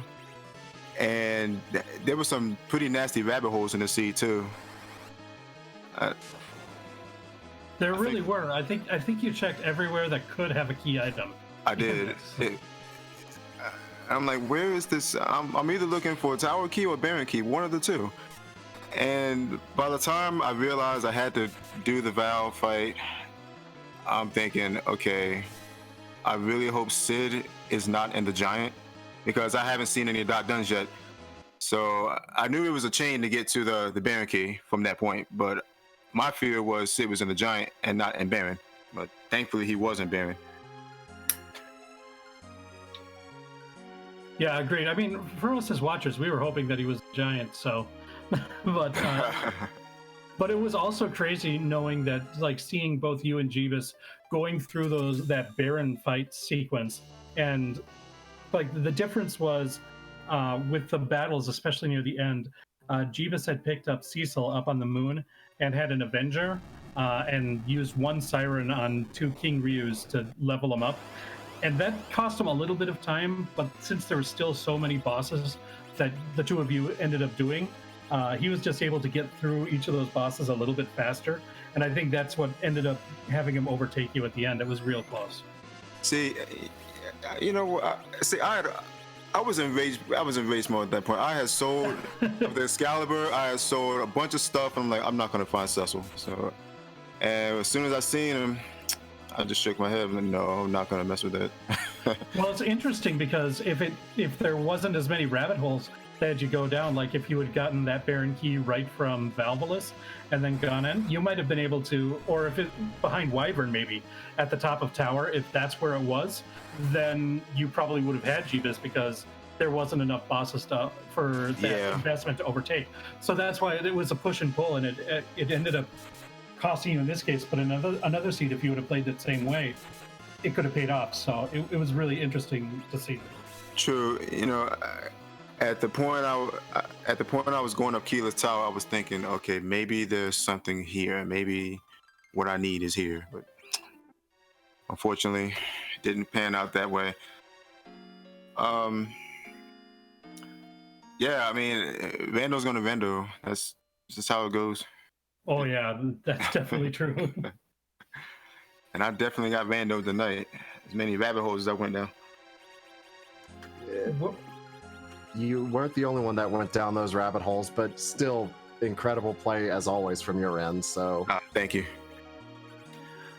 All right, and I want to thank you for letting us watch your race tonight. Good to have you back here. And did you have any final thoughts on today's race? Not really, but I kind of regretting putting off Val for that long though. I mean, I had Kane, so I knew I could have killed her pretty much at any point. I had Kane and the adamant on food, so I knew I could have killed her, but I just regret putting it off for so long.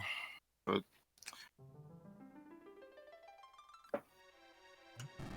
that's just how it is sometimes, especially Val. She can be nasty even with a Kane and Fu. True, that is true.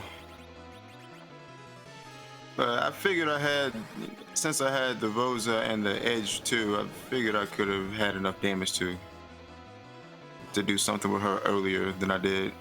And probably I should have taken the Cecil and leveled him up. I bought those Sirens and didn't even use them. I kind of regret that too. But like I said earlier, I had sold all his stuff, and once I saw him, I just reset. I didn't have anything for him at that point. We'll just chalk it up to community race trust, okay? Yep. There you go. All right. Well, thanks for chatting with us, and thanks for letting us watch your race tonight. All right. Thank you. Thanks for the restream, and thanks for everything you guys do. I appreciate it. All right. Take care. That's Chokasur, our second place finisher tonight, and let's go ahead and bring in Jeebus here. I believe we are now joined by Jeebus. GG's on your third place finish and the first of our featured runners to take care of this race tonight. Thank you. It was a pretty fun race. Full clear. I think that was basically every check there was to make by that point. Once you found D-Mist and knew that you didn't have to do anything, then yeah, there's that. The only other thing would be the character behind the giant, which of course as watchers we were hoping that you had to check there for Sid, but no. Oh yeah, of course. I was thinking to myself, I was like, oh man, I really hope it isn't giant. But there's no way I'm gonna check giant before getting the Baron key because it's a 50-50 and you don't really gain anything. Because if you do that, you still have to find the Baron key and then complete it. Yeah, not a surprise that you went the route that you did to get there. So a couple of difficult bosses throughout this fight, or throughout this seed. That Ogopogo in the hook route. What did you think about that? I was thinking to myself, wait a minute.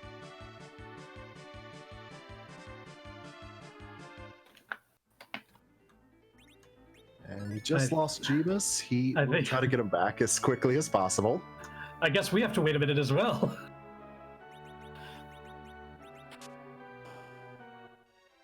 Let's see here.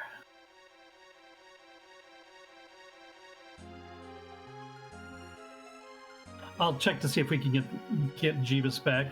In the meantime, looks like Gambit is doing that Golbez fight. And Tybalt got his Baron key and is heading into the Baron Castle, so should be wrapping up his seed very, very quickly. And we are joined once again by Jeebus. Sorry about that. Where did I cut off? Ogopogo? Yeah, that's what we were talking about, the Ogopogo fight. Yeah, Ogopogo. So yeah, I picked an agility anchor that would let me do RA2, I believe. And I was hoping to get a Silk Web off because I didn't really know at the time it would be Ogopogo. And that did not turn out so well. He hit a lot harder and a lot faster than I thought he would. So once it went down to 2 characters, I thought to myself, it would take longer to recover this than it would to just reset, re-anchor, and reformulate a plan.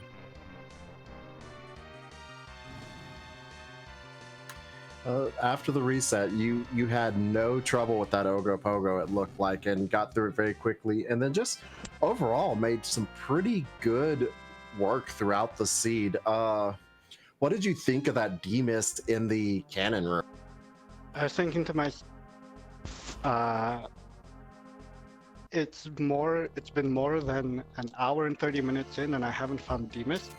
Could it possibly be on the giant or on the moon? Because I really don't want to have to face check that.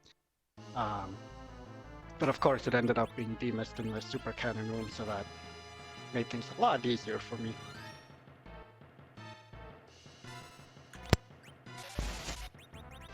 And then you made the decision.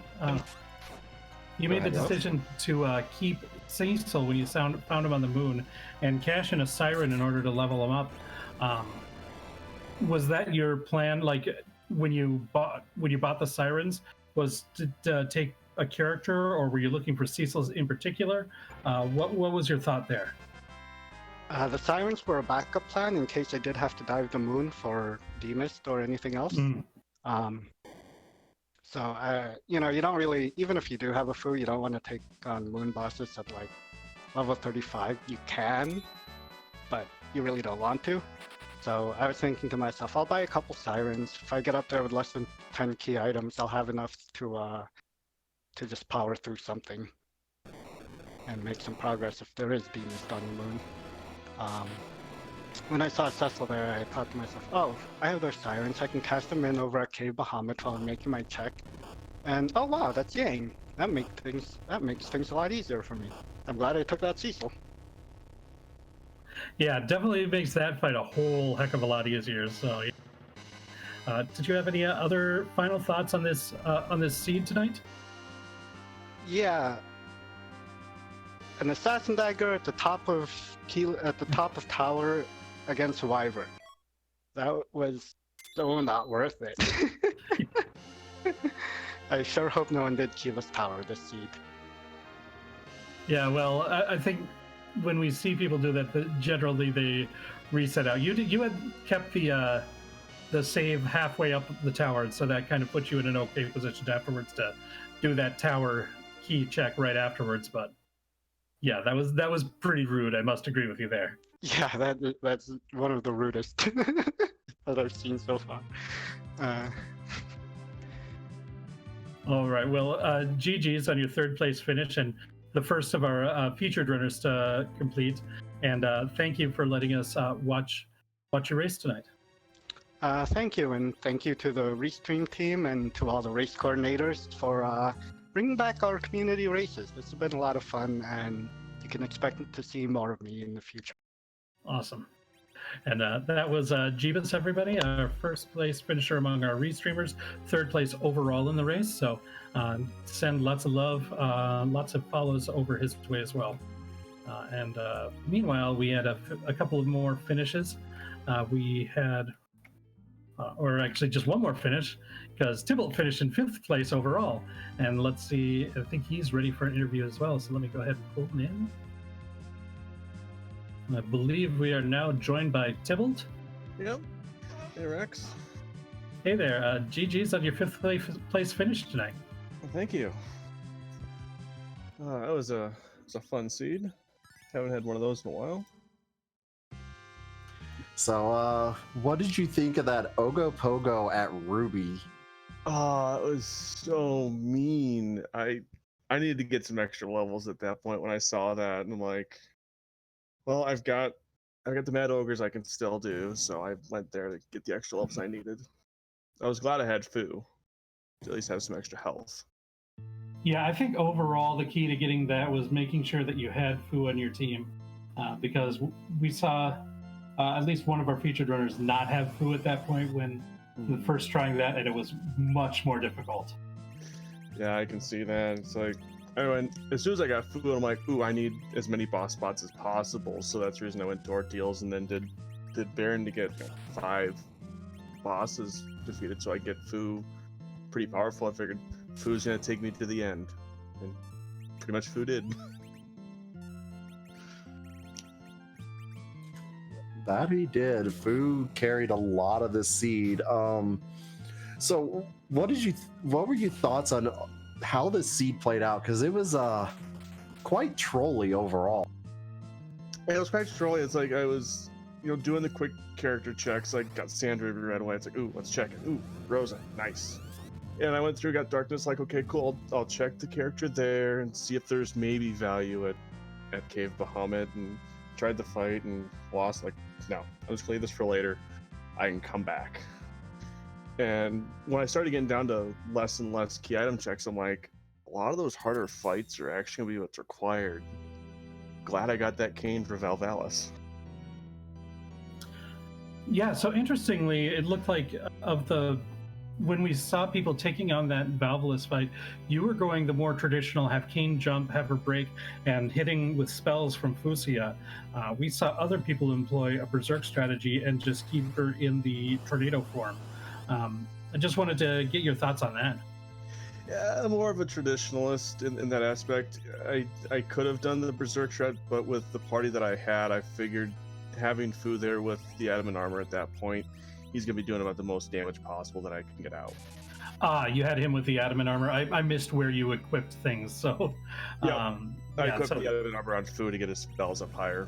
Sure, that makes sense. And then that kind of really makes it so that it really understands why you chose that strategy, one strategy over the other in that fight. So it makes a lot of sense.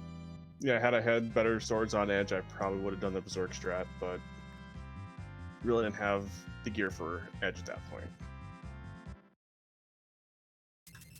Yeah, I don't fault you for that. If you don't have the gear for the Berserk strats, jumping and using Nuke or any of the spells from food definitely is going to make that a little bit faster. And you did a pretty good job of making sure your party stayed alive from it. So well done on your end on that. The more targets for Val to hit is the best way to go. So do you have any final thoughts on the seed?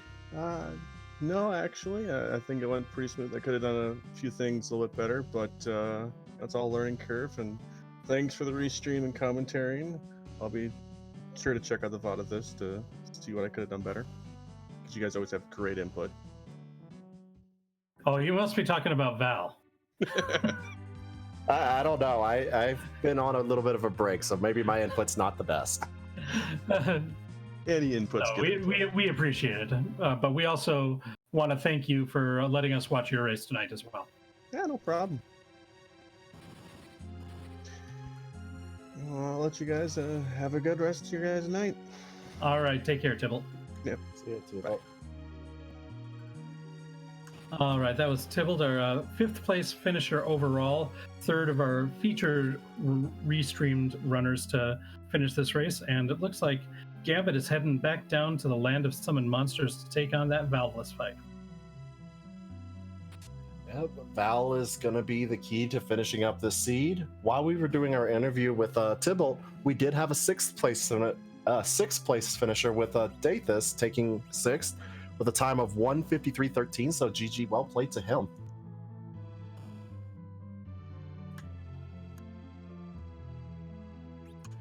And while we're sitting here, Gambit getting set up for the Valve fight, once again, I'm gonna give a huge shout out to our behind the scenes in the restream team. Jofus handling our restream, making sure all of our runners are shown and making sure we hear the lovely, lovely music. And of course, our tracker, Ravlin, who's doing an excellent job keeping us in check when we obviously miss key items.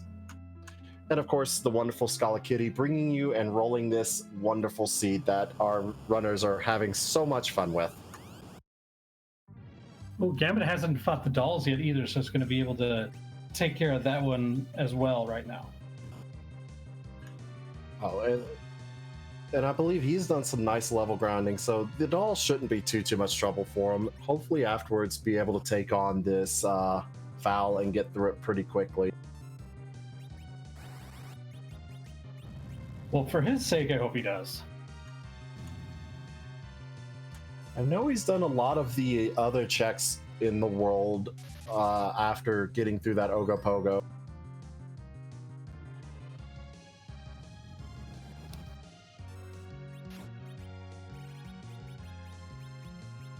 Ooh, but does get the big doll.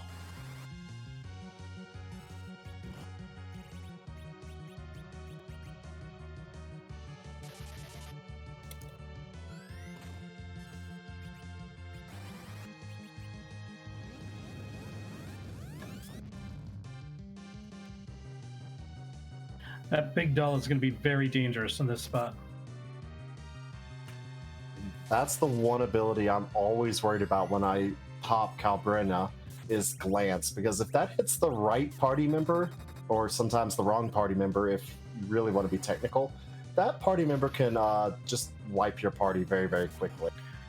And the tough thing that follows is after a few rounds with the big doll here, it's going to split back into all 6 dolls, and you have to basically start from the beginning. Very, very true. Getting Calbrina, not something you want to see happen during a fight, and it does get the lion's share of the HP of the spot.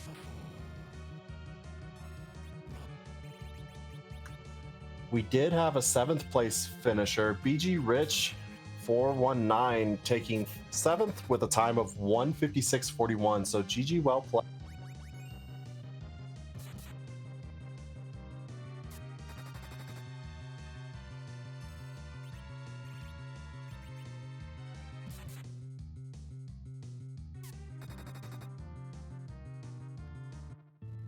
I'm just not sure if this damage output from Keen and Rosa being berserked Yeah, and we're back to the dolls. Ran out of power. Back to the dolls. Maybe try to set up for a media with food to quickly wipe out the dolls. Unless the mop decides he wants to take a nap. With the two racers berserked right now, a timed quake from Palom might be able to actually do better than with this setup. Then then he gets hit by dolls twice in a row. That's going to be. Yeah, this fight not going so well for Gambit. Just a little unfortunate on where the dolls attacked and the damage output from his spells. And he did try to get that Quake spell off on the big doll. Unfortunately, the doll split and Quake only hit one of them. Yeah, that's one of the things that can kind of bite you in this, or sometimes in the bomb fight. If you've got something that's single target and you cast an AoE spell on it, when it splits into the multiple targets, only one of those targets will still be valid, and it's just really annoying. And now the last two characters that he's got are berserked, and if that Brenna goes down before the Cals do, we're going to be looking at Big Doll again. I think at this point it might just be better to take the reset and try the fight over. You don't have control of your party. There's too many targets. There goes the Brenna, and there goes the reset. And see, the doll is usually a pretty easy fight, but sometimes, you know, they just decide you're not going to beat us very easily today. I think he's got that adamant armor on Rosa, because she was taking pretty low damage from those hits. It might do better to have it on Palom for this fight, if you're going to be relying on Quake. Very, very true. The adamant armor giving you, I believe it's plus 15 to your stats. Yeah, I think that's right.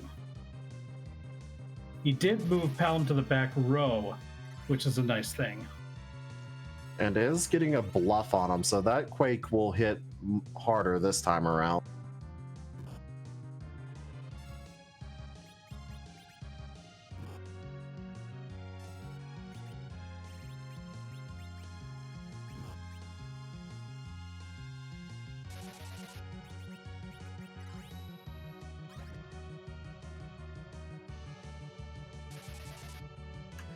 We also had an 8th place finisher, Zoe Vermillion, with a time of 1:58.26. So GG, well played to them.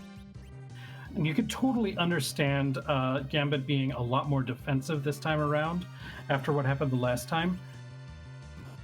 Getting to Big Doll is absolutely what you do not want to have happen. So get yourself up, protect yourself, and make sure that when you're ready to either do the Meteo or cast a couple of Quakes, that you're able to get them off. Very, very true. Sometimes the best offense is a good defense. Gets all but one of the dolls. But only one little doll is enough to make one big doll. So we just need to get this next attack off. And that reviving a character instead of attacking the doll might have done him in there. Oh, that's a little unfortunate, but just how the seed goes sometimes. Yeah, I agree. We've all been there. Yeah, this seed's been very rude to Gambit the entire time. And then Calbrenna glances at the mop. Mop goes confused and then gets punched. This seed has been very, very rude to Gambit throughout almost the entire thing.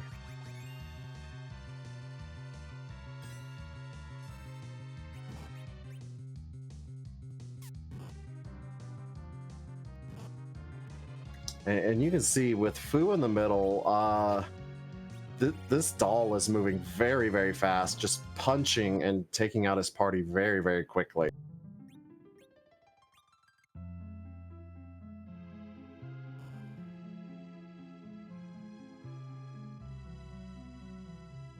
Going for another reset here. We'll see if he goes after the dolls again, or if he makes a change and goes to Valvolus.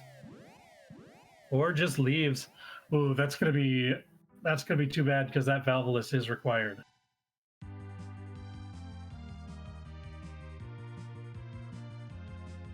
Okay, and what we're gonna do right now is we're gonna just send everybody on over to Gambit's stream so we can all cheer him on directly. Absolutely. We're going to send a raid over to Gambit. Cheer him on, help him finish up the seed. Do not spoil anything about the race, please. Oh, definitely not. But you can definitely wish him good luck.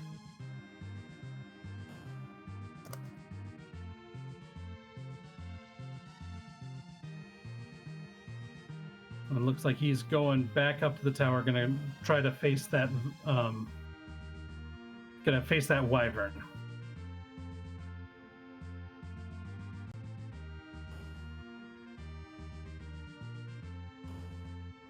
All right, well, I want to thank everybody for watching us over here on Free Enterprise. Glad to have the community races back again. Once again, send a lot of love to Gambit, and I hope you have a good night. Thank you, everyone. And once again, send your love to Gambit. See y'all next time.